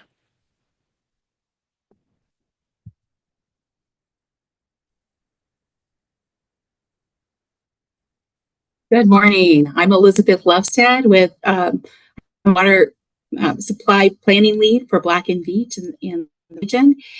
Really happy and excited to be here today talking about the regulations and how Black & Veatch can support the California Collaborative, CalWeb, and the State Water Resources Control Board as we kind of move forward with a pilot on reporting and compliance with the Conservation of California Way of Life regulations. Black & Veatch has experience with over 7,000 water projects in California and over 100 water data projects. We really have the technical expertise that can really help bring experience and knowledge to providing some efficient and effective solutions. We also have an in-depth knowledge of the regulations and reporting, and really excited to be here to kind of see the next steps of conservation of the California Way of Life. But we've come forward with helping water suppliers overcome some of the obstacles that might be in the way. And so we also recognize that this is going to be a stakeholder effort. It's going to be listening to people, seeing what the needs are, and then helping find solutions, technical solutions. And so really looking forward to implementing this pilot. First off, identifying what the challenges are. How many water suppliers are out there that need assistance, and what is that assistance? Is it a reporting issue? Is it they need to collect additional data? Do they need to have some technical support on their targets and making sure that information is correct? Or do they need variances or landscape information? Or is it, as Tia said, do agencies just need some help figuring out how to implement the programs to implement water use efficiency within their region and help meet their targets? And as we kind of look at identifying what some of those challenges are and kind of classifying them and seeing what solutions might be, what are the paths and what are the options we can offer? Is it just education is required? Are there additional tools that need to be required? Do they just need to know knowledge of the tools that have already been offered from CalWeb and the CADC? Or are there new things that need to be developed? And then as we go through that, for this pilot effort, we really want to make sure that we're documenting what resources are required and what works and what does not work. Again, really excited to be here representing Black & Veatch and supporting the California Data Collaborative, CalWeb, and the State Water Resources Control Board as we move forward with this pilot and this program to implement the water use efficiency regulation. So really, really excited to be here. And with that, I'll turn it over to Dwight.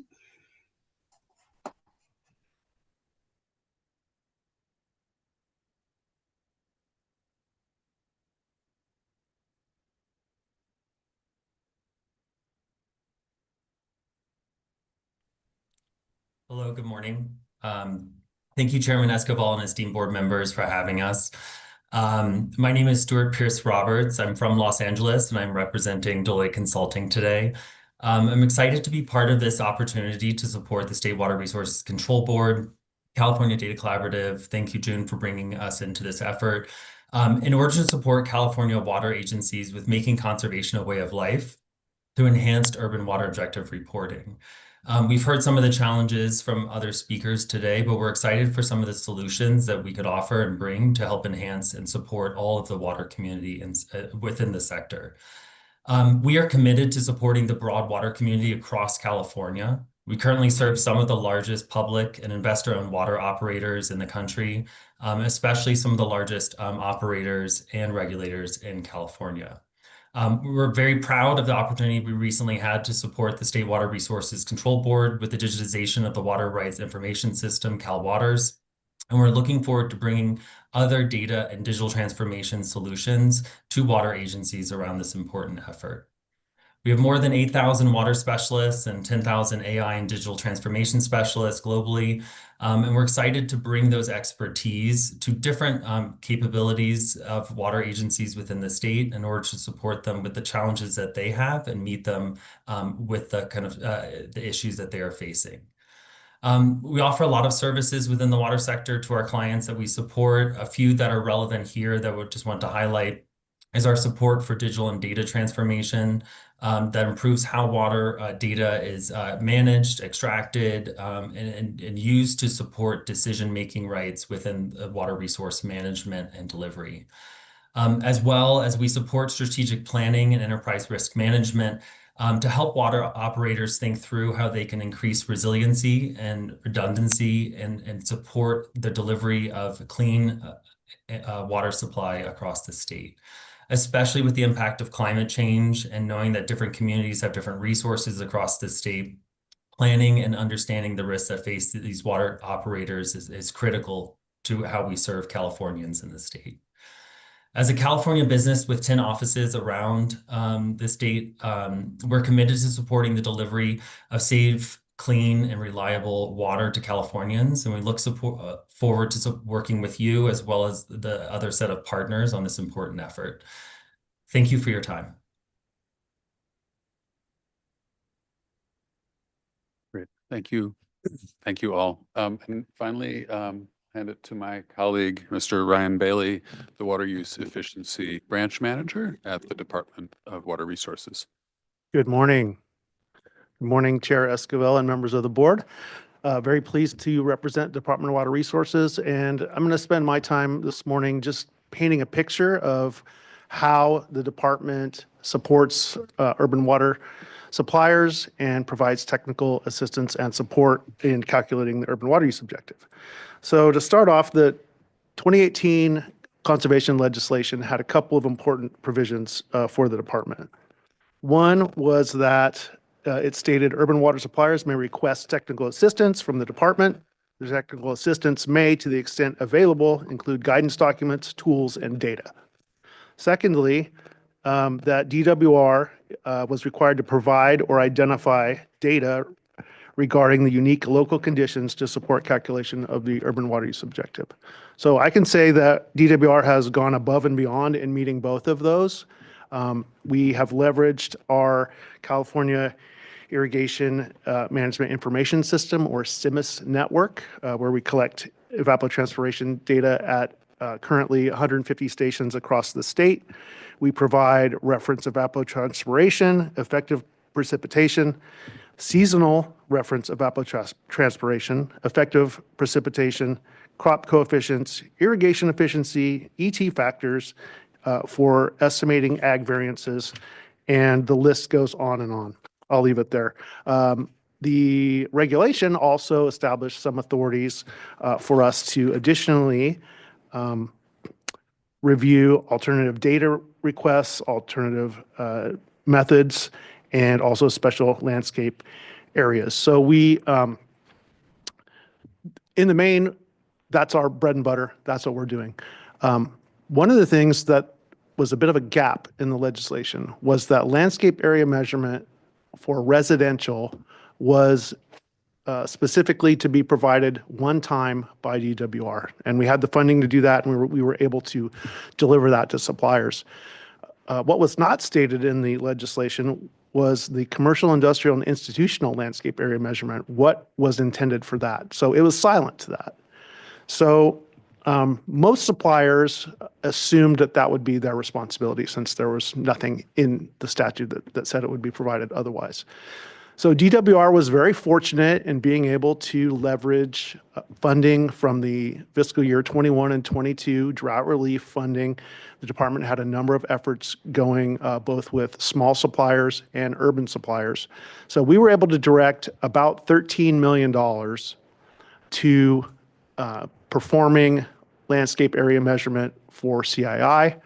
We heard from many suppliers that was in some ways their saving grace. There was a range of readiness to do that. Some suppliers, they were planning and making preparations for how they would pull that off. Other suppliers really had no idea how they were going to get there. So we did that without a lot of fanfare, and so I'm very pleased for the acknowledgement today.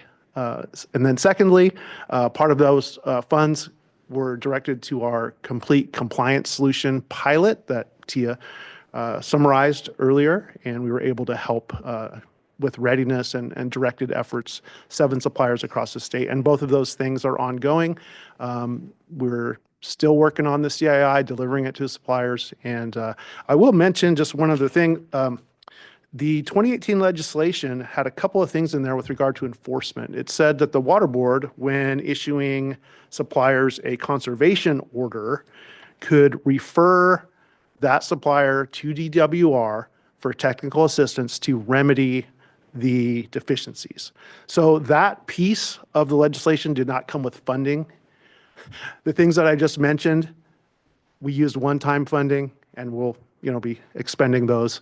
And we have our bread and butter technical assistance. We're always happy to provide. We answer the phone. We help suppliers. We do what we can with what we have. And we would say the same for those enforcement provisions. Again, happy to help. We'll do what we can with what we have, but we don't have any specific funding for those enforcement-related pieces. And thank you for your time. Thank you all incredibly. Really appreciate the partnership. I know so much discussion and attention goes into the adoption of the regulations. And so being able to really circle back, really pay attention here to implementation and the partnerships it takes to actually make an effective regulation be able to be implemented is really appreciated. Want to look over to Mr. Ekdahl in case he wants to add a few things as well. I was going to offer a few closing remarks, but you kind of beat me to the punch there a little bit and summarized it really nicely. I think the main thing I just wanted to emphasize was, what you heard today was overview of how the board's going to try to approach this coming up compliance deadline, January 1st, 2027.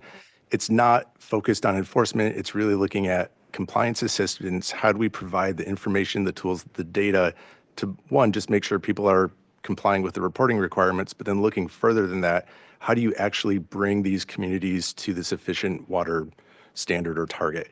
And it's not just the board staff that are going to be focused on this. We have this whole community that has been working on this for well over a decade, if not even longer in some circumstances. And just kind of the immense thanks to this team, the Data Collaborative, CalWeb, Deloitte, Black & Veatch, others for volunteering their time.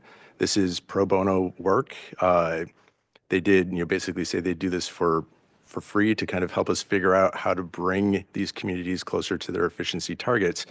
And just a reminder that it is a pilot. We're going to kind of feel out a little bit where are the areas where folks do need the most technical assistance. Part of the pre-webinar on June 23rd is a survey. It's a needs assessment, essentially. And when you sign up for the webinar on the 23rd, you get access to this survey. We want to hear from folks where other webinars and other technical assistance may be necessary. And just kind of last little reminder, we've had 3 pretty good water years, 23, 24, 25, good snowpacks, great snowpacks in some circumstances. And then 2026, you saw the graphs earlier today during the hydro update where we had average precipitation essentially and no snowpack. And it's kind of this reminder that along with the mega drought on the Colorado River, the forecast for a super El Nino, whatever that might mean, just this longer term kind of trend of climate change, that drought is never that far from our memories or our future. And the investments in planning that we do now is critical for kind of managing through those dry times that are inevitably to come. And so just thank you again to the Data Collaborative and team, and look forward to any questions. You're here. Very well said. Really appreciate that, Mr. Ekdahl. And just, again, a tremendous amount of thanks for the leadership. When I look across here at this panel and these folks, truly some of the best in the water sector, and always thinking about how to raise all boats and how to continue to ensure that we as a state keep our eye on what are a lot of pressures. As Mr. Ekdahl said, what comes to mind certainly is the Colorado River And when I think of, our other Western state colleagues, incredibly proud of what we've been able to collectively accomplish here in having regulations here that apply to our largest urban water agencies at a moment where we just know that this efficiency is into the future going to pay dividends, and know that it has taken decades to really build up so many of the programs and the professional core that now constitutes conservation and efficiency within the state, and all those partners and businesses and folks that are coming along. It's not lost on me that so much of this is a data systems issue oftentimes. And so I do have a question, a couple. One, wondering if, as you all have begun to implement here, the regulation, if there's anything that's surprised anyone at this point, something that wasn't necessarily considered, or that we thought was going to be a bigger issue that didn't turn out to be. Just kind of wondering, what we've seen now, as we really begun to work with systems and reporting that, maybe surprised us. And then on the systems issue, wondering, what you're starting to see investments leading toward. There, as we know, especially some of our even larger urban agencies, but maybe not as well resourced, and think of especially cities, the data systems that they use are probably pretty old and antiquated at this point. And so just wondering what you're seeing insofar as the development of either open source tools or other, more foundational data systems that some of the water systems may be using. Just wondering if folks have any insights on either one of those. I can take Fleming, some. Been deep in it with a lot of agencies. I think one of the most surprising things I found is the quickness for an agency when you're working in the weeds with them to shift their mindset from this being a challenge to an opportunity. Because I think a lot of what's being asked about in this and in terms of data and getting our data set up actually just leads agencies to being better water managers, knowing where their water is going, knowing where their dedicated irrigation meters are, knowing how many hotels or, retailers they have within their agency. I think I've been very surprised working with some agencies to hear that, they don't know necessarily how to export billing data and work with it. Because I think a lot of our agencies, that's standard. They've been doing it for such a long time, or they're on budget-based rates, or they're, really measuring on that parcel level. And so I think, again, that kind of gap, but also just the opportunity that it presents has been pretty phenomenal. And to see agencies actually get excited about what this data, even though we're checking off a compliance checklist and we're doing it so we can report, how we can spin that into actually being better water managers, resilient communities, et cetera. Chris, I'm interested if you guys, in terms of your interaction, if you've run into any cool open data sources or anything that people are doing. I think CI classification is pretty cool. The AI work, Wavelet obviously has a lot of opportunities, but anything come to mind? Yeah, well, I'd say one, it's maybe less a surprise, but it is, okay.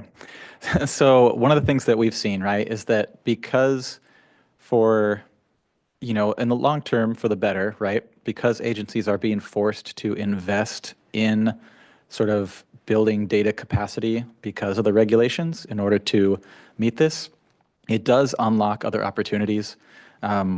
Tia's mentioned the CII classifications, and that's sort of a foundational data point that most agencies do not track. In their billing system, CII is just CII often, right? It's, a car wash is the same as a hotel.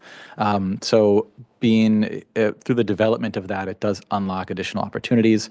But even with CADC, for example, some of the data that we've seen when agencies join the data collaborative to get access, for example, to some of the open source tools like Wavelet that we've developed, it does require them to go through this process of learning how to extract data in a structured format, data for all their customers on the water consumption for their customers, which is not necessarily something that they were doing previously. And so on multiple occasions, we've had agencies come up and say, hey, well, like, you know, it was kind of a pain to get you guys data, but now we have this thing, and it's not the first time I've heard it, we could just call it the CADC report. We send it to all our consultants. You know, they use it for, you know, the rate analysis, for all sorts of things. And so it's, you know, being forced to, you know, go through this work really does build some of that capacity. And I'll address the second part of your question. One of the things that we see throughout the state of California, there's agencies in very unique situation. I've had the opportunity to work in rural parts of Northern California, disadvantaged communities in Southeast LA County. And when they don't have good data, or when they don't have modernized system, or when they're not in compliance, it's not because they do that intentionally. Nobody wakes up and says, you know what, I'm going to be very mediocre today. But there are some real challenges, and it is funding, it is resource, it is a skill set. And that really was a genesis of the data collaborative. How can we sort of create this economies of scale? So if you don't know how to step into the data world, if you don't have the resources, if you don't have the staff, then this is the community that you come to get that support. And we'll figure out ways to get the funding, because the funding exists outside of state and federal funds. We've had some really great in-kind contribution work over the years from even people like Netflix. And there are institutions that want to invest in this kind of work that we are doing. We just need that community to really advocate collectively and bring in other partners besides water agencies to kind of go in together with a very united front. And that's kind of what we're walking into right now. This is first step into many steps that I think will bring in more partners, more interest, and more stakeholders to the table to say, how can we help those agencies? And then we've even talked about sort of this mentoring relationship between agencies that have the wherewithal or the skill sets, partnering with those agencies that do not, and being able to share in those experiences to get everybody up to speed. Because frankly, we're only as strong as the ones that are most challenged. We don't have boundaries when it comes to our system. So helping each other has a benefit, even though it's outside of your service area, because the connectivity and the interdependency of our operations, doing this allows us to be better for our community as well as surrounding communities. And that is the era that we're going into. And I do have to thank AI, because it is creating such a buzz, and everybody wants to get in on it, right? That's the hot topic. But you can't get into it unless you have clean, standardized, centralized data. And so all this is aligning very well in terms of where we see the water community of California heading towards. You're here. It's an incredibly exciting moment. And totally agree, Ms. Lopez, that you know, if you want to run, you have to walk first. And so there are certain fundamentals that you need to have in place if you want to leverage AI in a way that is actually useful and isn't biased and actually reflects the real world conditions that you're looking to address. And so just thank you incredibly across you all for the leadership. It means a lot, and it's really exciting to see the work just really take off. I think of the billions and billions that we know are being invested in data centers and AI infrastructure. And again, it begs the question if the sector itself is ready to necessarily take advantage of those tools yet. And because of the quiet, good, consistent leadership and work of so many, we've been able to, I feel, start to make headway. But we do have a lot of work to do. And I feel this regulation is an incredible front door for many of those agencies that haven't invested yet, but need to, not just to comply, but to your point, Tia, and the points have been made, really develop just better fundamental skills around having data to be better informed decision makers, and really unlocking that for especially smaller communities. So huge thanks, huge thanks. Look to my fellow board colleagues. Vice Chair. Well, first of all, thank you. This was really interesting, and I can't help but think a couple of years ago how we were really challenged with trying to find the sweet spot on this regulation, really pushing the whole state to be as efficient as possible, making conservation a way of life, but doing so in such a way that it was, from our perspective, what we determined to be economically feasible. And now we're going to find out. And so what I'm seeing is much of, so far anyway, it looks good. But those trouble spots are the same areas that we have been talking about. And so just really appreciate the collaborative, the economies of scale that it can bring to these communities, and the opportunity for mentorship. Because some of this is, as you note, it's, not having the skill set, the resources, but also there's a culture. There's a culture of, it gets hot outside and you turn on the spigot and get that water, get that lawn nice and green, and cool off your, hose down your outside space. And so just even thinking about how this summer is probably going to be hot from what we understand to be the case. And it's going to involve a cultural shift in these areas. And so that causes me also to just look at what we had been concerned about when we were adopting, and that is, the impact on disadvantaged communities and racial equity. And so my question for you is, if you were to look into the crystal ball to determine, because Ms. Fleming, I really appreciate that, you're working with communities to figure out how many horses would you need in order to do the variance, or to have I can't remember all of the different options that we have, but there are a number of different opportunities with alternative compliance and that sort of thing. So if you were to look into a crystal ball, could you see those yellow dots going away so that the map doesn't look like it's just inland communities? In other words, the remaining areas that are having challenged are evenly distributed throughout the state. I really wish I had a crystal ball. But, I think one of the things we've been wrestling with, and with our DWR work, we were really, like I mentioned, looking at agencies that had water to conserve, had actual acre feet, like a large amount of acre feet of savings that we would see. Because I do think for some of the smaller agencies, especially in disadvantaged communities, we're going to have an enforcement conversation of, if it's going to cost so much money just to get them up to a place where they can report and still be out of compliance, but the compliance is, several hundred acre, not a significant amount of water. How do we kind of work with them? I think the alternative compliance pathway is a great long-term plan, but it's still 1% a year until 2040. So that would still be a 15% reduction for agencies who maybe, don't even necessarily have the staff to run a single program. I think another piece that is where this pilot comes in, and that we've seen in our DWR pilot, is when we can actually go into the data and actually carve out what is a special landscape area, what are your proper landscape area measurements, and bring the data to a place that we feel really good about. We're often seeing those reduction requirements go down just because there was some kind of data issue. And so I think this approach of really going in first to the data, making sure that, the landscape area measurement, CADC has a great kind of initial analysis on that they can run, and making sure that we get them up to speed. I think we'll see a lot of those agencies shift. I know at CalUp, we're seeing a lot of new members come in. We've had 20 new agencies join just this year, just because they're waking up, they're learning about the regulation, they're getting a call from the state board and saying, okay, great, how do we so we're working with general managers of small agencies, where usually we're working with conservation supervisors somewhere else. So I do think we'll be able to switch some of them, but I also think there might be some where we just say, what's the best that they can do, and what do we think is good enough, as long as they're operating in good faith and trying.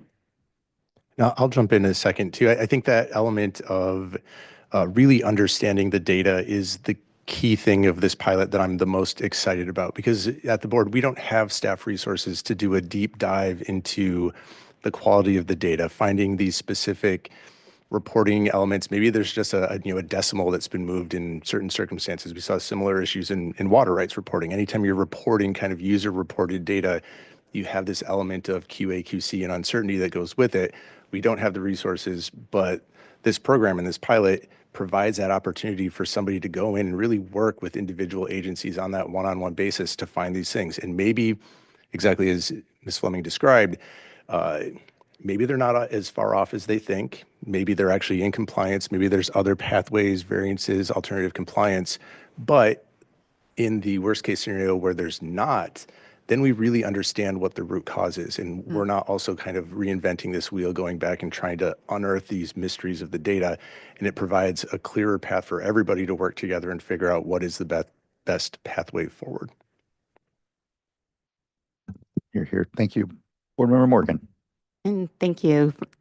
So just really want to thank everyone here today and just the true collaboration. You know, this is one of those I had a lot of questions on, you know, as we were moving through the regulation. And so now that we're moving into the implementation, it's great to see everyone working together to really, you know, not only understand and, you know, move through the data, but really to also help lift up those communities that need it, to help to mentor fellow water agencies, to help bring the technical assistance to the communities, to really just to be there for them. And so just really want to thank everyone also for thinking outside the box.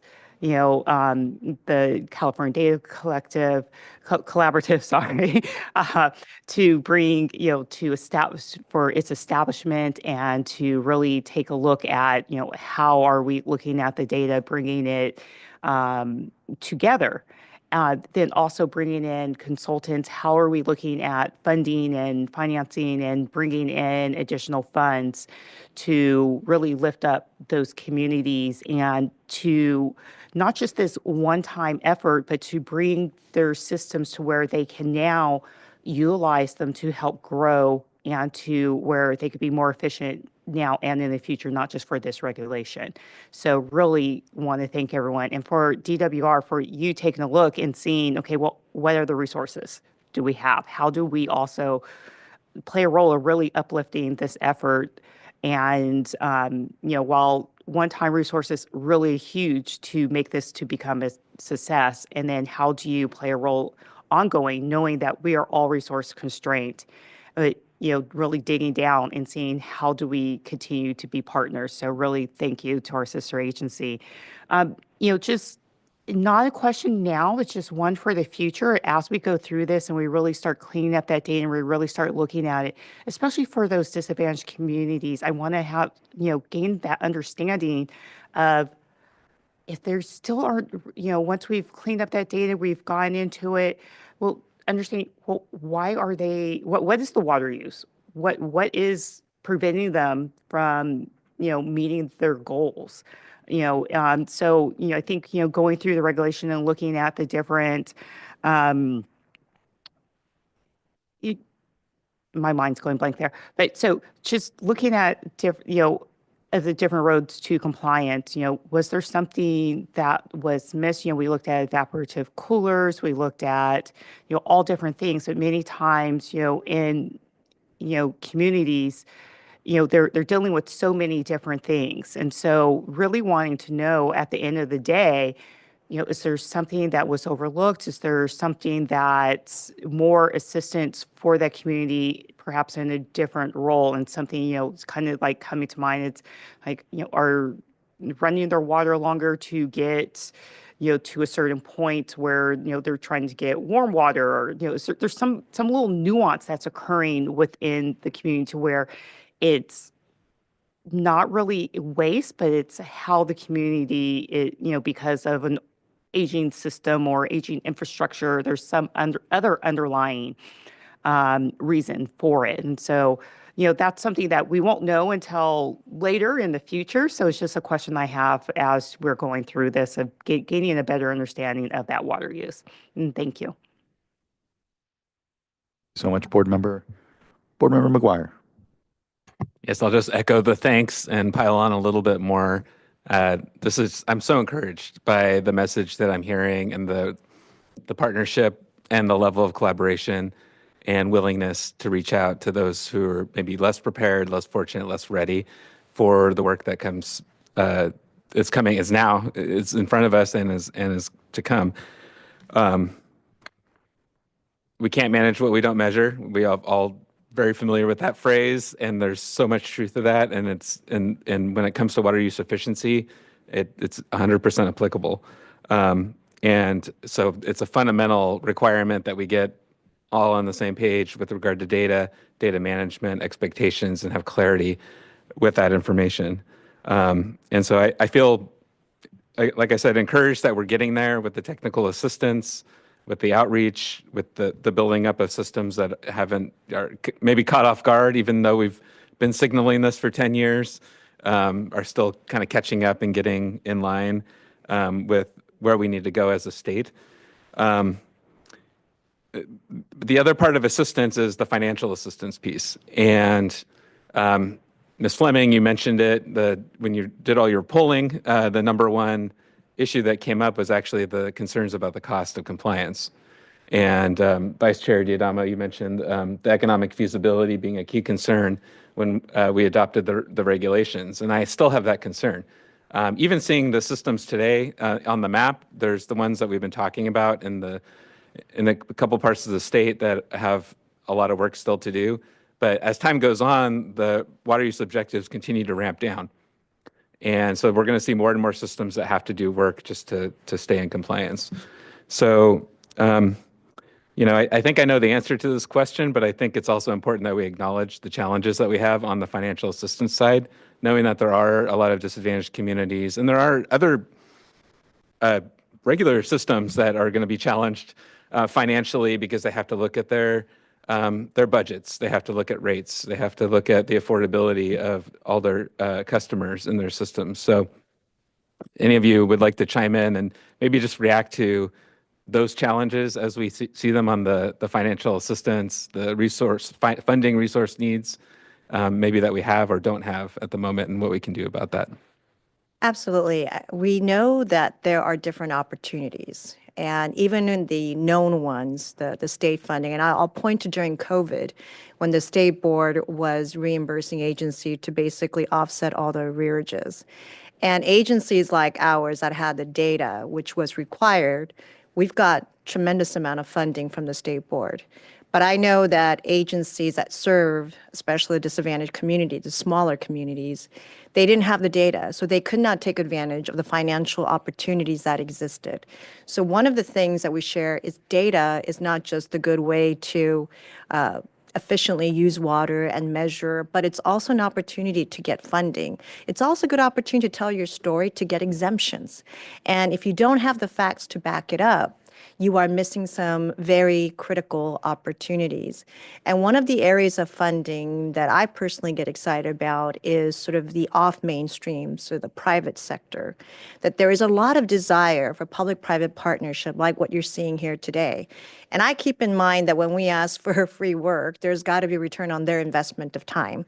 And what are some of the opportunities that exist? How can we band all these agencies together to have a better pricing of support, but also utilizing that to get some foundation money that do exist that we really haven't aggressively tapped into. So we feel that when we do these kinds of innovative work that makes Californians better, that there are those funding opportunities, and also shaping policies and legislation for future funding. How do we shape those? What is really necessary? Where is that money going? And then how are these strategies and investments working out? As you say, you can't manage what you can't measure, so we don't know if something is working or not.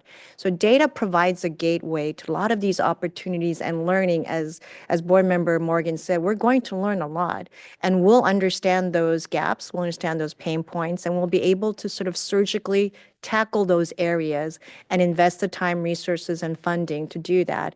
And in that way, if we realize what the gaps are, what the cost impacts are, how to make it economically feasible for all communities, then I think those are kinds of policy decisions that we can all get behind. You're here, Ms. Fleming. Yeah, so absolutely. And I think what I hear also from June, and we talk about a lot, is just that there's no one solution to this funding problem. It's going to have to come from a lot of different places.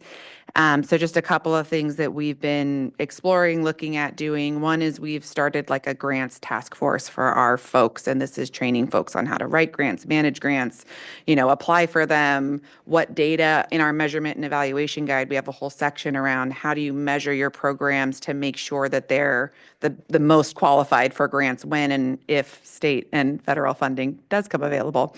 But on top of that, we're also seeing really unique partnerships come up. So in San Diego and in Orange County, we're seeing water agencies partner with stormwater agencies on landscape replacement programs in order to increase incentives.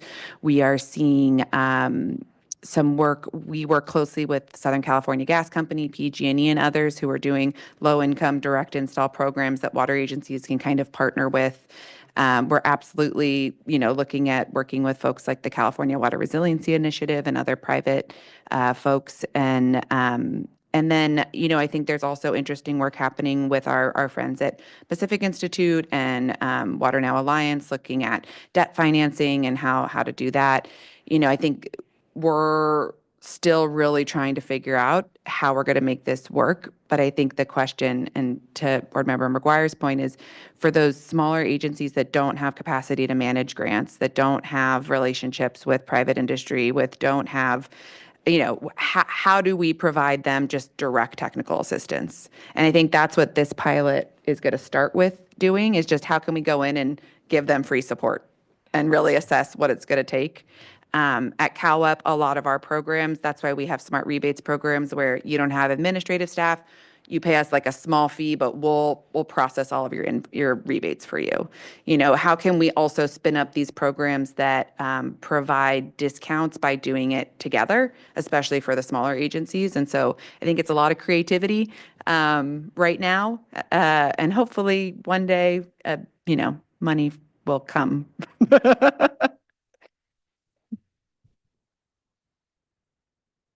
Someone's ears out there. Mr. Bailey. I'll mention just a couple of things. So DWR is under budget reductions, but a bright spot is the proposition for climate bond does contain a modest amount of money for conservation. Now, those conservation dollars are between agriculture and urban projects. So if there are discrete projects that folks bring forward and they're evaluated and mostly on water savings, will be some beneficiaries there, but it's not in the main technical assistance. It will be projects. However, one project that we are undertaking as a department is to bridge the gap in the CIMIS network. So I mentioned there are 150 stations. We are hoping over the next decade or so to help in those areas where there is not a station, and those suppliers are relying on our modeling to estimate evapotranspiration. Then we would hopefully, we don't have the properties, we don't have the sites. This is going to require a lot of reaching across and finding partners like GSAs and others that might know of folks in their area. A lot of folks are relying on evapotranspiration. I think those groundwater sustainability agencies are using it for kind of reasons we didn't see coming, like estimating groundwater pumping where there isn't good metering. Then they can use it as a proxy for, well, let's look at the ETO and work backwards and see how much groundwater may be pumped. So we have a lot of new partners in our CIMIS network. So I think that's a bright spot, and that is something that will help everyone. Thank you. Yeah, thank you. I appreciate the acknowledgement, and also all the work that you're doing to help find creative solutions and bring systems up. I think this regulation, the goal is savings of somewhere on the order of 500,000 acre feet per year. That is a very significant investment in our state's water resiliency, and so hope that the resources will continue to be identified as we go forward, acknowledging the benefits that this program is going to provide. Thank you. You're here. Thank you, Board Member. Board Member Firestone. Great. Thank you. And echo all the great discussion and comments. Thanks, and how impressive this is. I'll just build on them and just, reiterate how important this program is, not just for our water resiliency portfolio, but also improving water quality, improving affordability, mitigating kind of rate increases, and then certainly huge impacts on greenhouse gas emission reductions as well. So just there's I think it's always helpful to ground ourselves in reiterating how important this work overall is and why we're doing it. From an equity perspective, I think this it's important to make sure that we aren't leaving communities behind, that we are ensuring that every community can achieve efficiency, because that does enable resiliency, affordability, mitigate rate increases. And a lot of folks haven't, especially disadvantaged communities, haven't had that investment or resources. So this overview, especially of the technical assistance and data work, and also I'll just acknowledge the outreach that staff are doing to help contact every single agency, and which is why we have so much better data and compliance. It's really impressive. I think this is exactly how we hoped that this would be implemented. This kind of proactive technical assistance program allows us to be able to not leave communities behind, as others have said, really understand what is going on if they're not able to meet it. And then that allows us to target, whether it's resources or exemptions or whatever the appropriate intervention is to support them.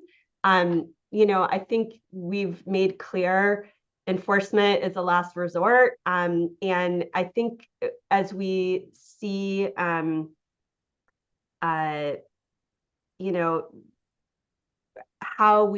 we understand better what the barriers are and what's going on, as the other board members have said, we can better target assistance of all different kinds, including thinking about how will this impact, our demand on infrastructure funding demand, which I know we'll talk about in a different forum, but there's still a lot of systems that don't have meters that need basic infrastructure upgrades. So last thing I just wanted to highlight that water loss remains part of this and is separately required on systems, and is also an area that technical assistance and resource improvements are needed. So I hope we can continue to lean in on that, and also in our partnership with DWR and the water agency community and all of these technical assistance providers. So I appreciate that, appreciate all of the work on this and the update and the progress. Thanks. Thank you so much, board member. Agree on all those points. Agree with all the points my colleagues have made here at the dais. It's incredible just to see the work, and it really is about just rising that common denominator amongst us and creating those economies of scale ultimately to be able to do this work. And so we wouldn't be here where we are with the progress we have without a lot of this leadership. So incredible thanks. When shall we see you all again? We're going to be in certainly the thick of implementation here. So I really encourage you all to circle back here with us here. I don't know timing wise what makes the most sense, if it's later this year or early next, but really want to make sure that we just keep circling back around on this work, and just thankful to DWR, our partners here all across it. But really encourage you to come back and let us know how the pilot's going and how we continue to be able to support you all. Thank you. Much appreciation then. Thanks. That wraps this item, and look forward to what I know is going to be a lot more. Is there anything you wanted to end with? All right. Oh, do we have one commenter? Oh, apologies. I was behind on my commenters. Yeah. Okay. Mr. Jared Voskuhl. Hi, good morning. Good to see you, Jared Mr. Voskuhl. Good morning, Chair Esquivel and board members. Jared Voskuhl, Director of Regulatory Affairs for the California Association of Sanitation Agencies. Really fantastic work and presentation today. I know we've been tracking this proceeding and its implementation because of the downstream effects of conservation on wastewater collections, treatment, and water recycling. Just very energized and invigorated by this great discussion. I really appreciated hearing how Black and Veatch is supporting these teams, and also the data analysis and really getting so in depth with the technical expertise that's provided. And then it also, I kept thinking about just how this regulation really is forcing changes at the local level, and there are real impacts, and that cost, local communities. But there's such a broader conversation about, water conservation as a way of life and planning for a drier future.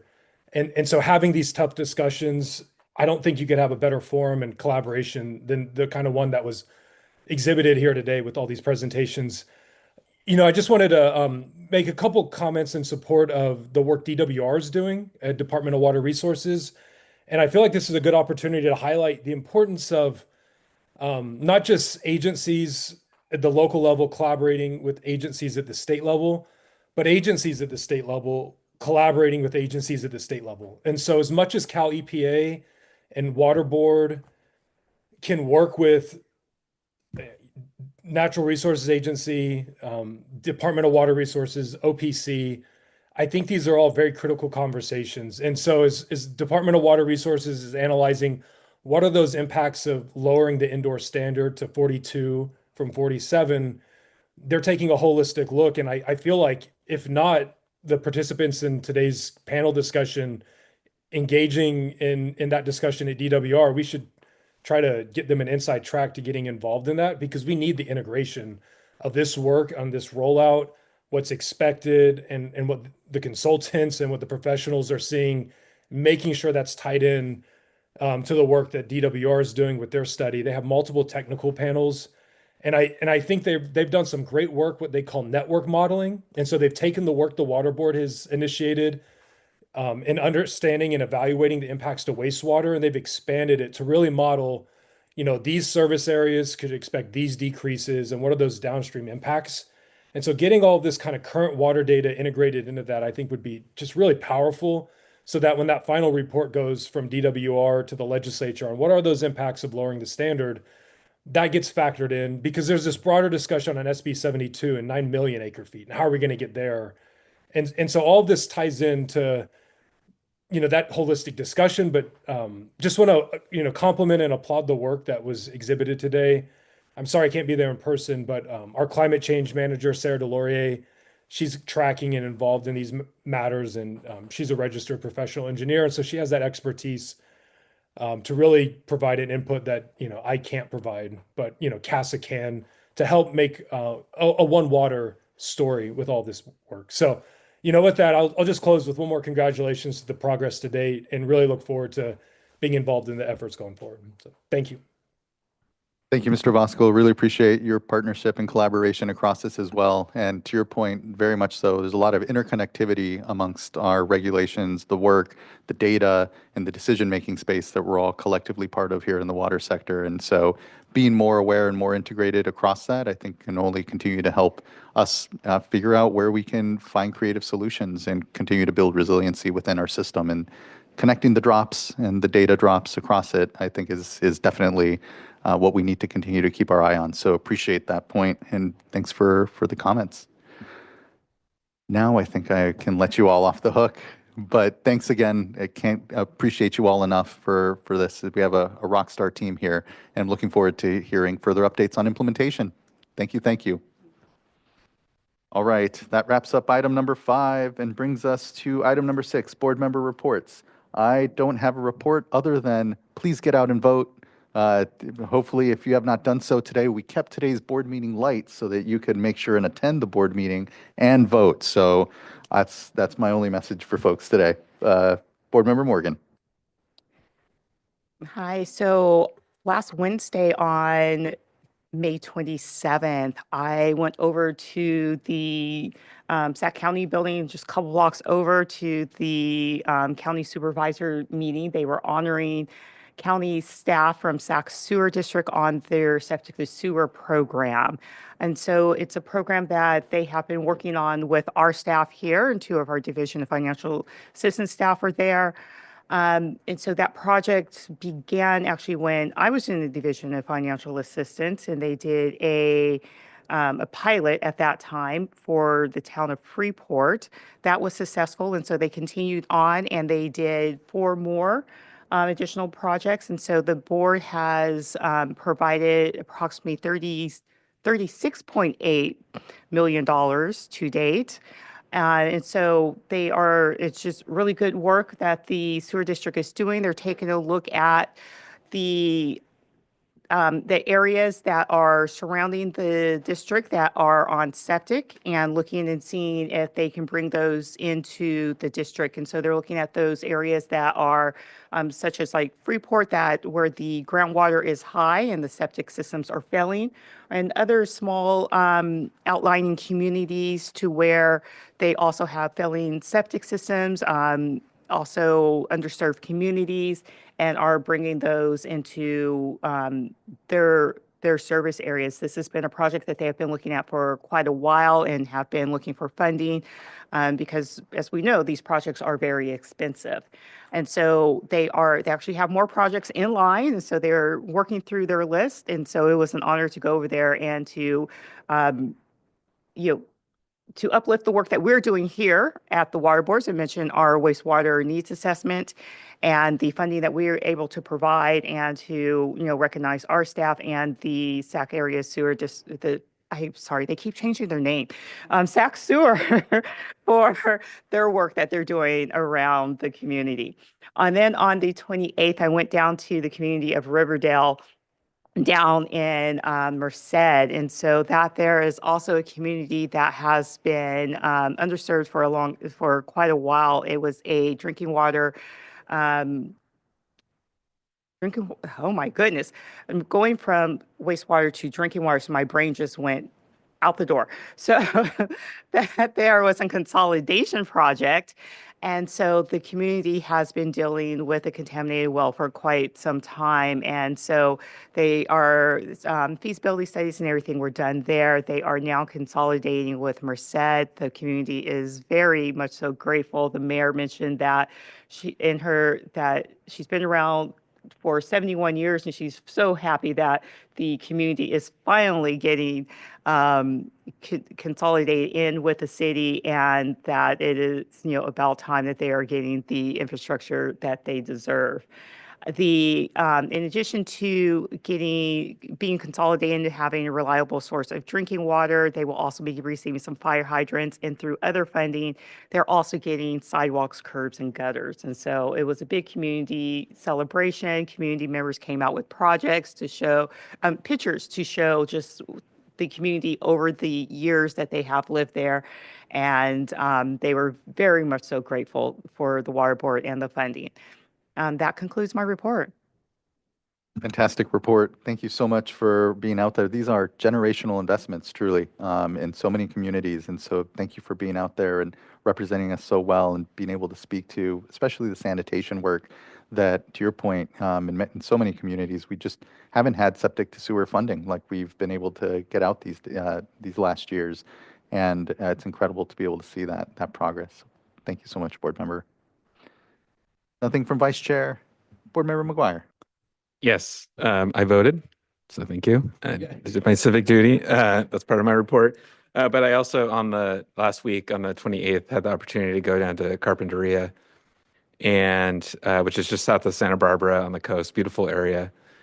But an area that is constrained with water supply, and learned a tough lesson actually in the last drought. So actually all this conversation today about making conservation a California way of life, I think really would resonate with that community. They had state water project essentially cut off, and they received some water from the Kachuma project, and that was at 0 deliveries in the 2012-2014 drought. And so they learned a tough lesson there and immediately started looking at potable reuse and how they can advance their own self-sufficiency and water resiliency. So that's what this project was that we're doing the groundbreaking for. It's the Carpinteria Advanced Purification Project, the CAP. And they were proud to say that they're moving forward with recycling all of their wastewater, which is, significant for the community, and I think sets a great example for others up and down the coast. So really excited to be a part of that. They're getting going right away, so a couple years construction, and I'm sure one of us will be able to go back for the ribbon cutting and celebrate it when it's done. And is a partnership of there was a sanitary district and then a water district there in Carpinteria and the city. So really it took all of them to come together to make this a reality, along with some funding support. So we're providing a state revolving fund loan and some grant funds. So really happy to be able to celebrate that with them. Really exciting project. Thanks for being down there and representing us well. It's just again just a generational moment for so many communities here coming together with this investment infrastructure in infrastructure. So thank you. Board Member Firestone, anything? Nothing to report. Thank you. Thank you. All right, that wraps board member reports and brings us to the executive director's report. Executive Director Oppenheimer. Yeah, I actually don't have anything to highlight this week or this month. Thanks. Okay, thank you. Now, always an amazing compendium. Folks should really check out. And all right, well, that brings us to the end of our public components of our board meeting. We will be in recess until tomorrow. Tomorrow morning, we will have a closed session on the conveyance project and sites. We will be meeting in room 2550. And I think we have scheduled for about 3 hours tomorrow morning. So until then, we will be in recess, and then we will formally close out. Our next board meeting will be June 16th and 17th. And so look forward to seeing everyone then. Until then, be safe, be well, get out and vote, and we'll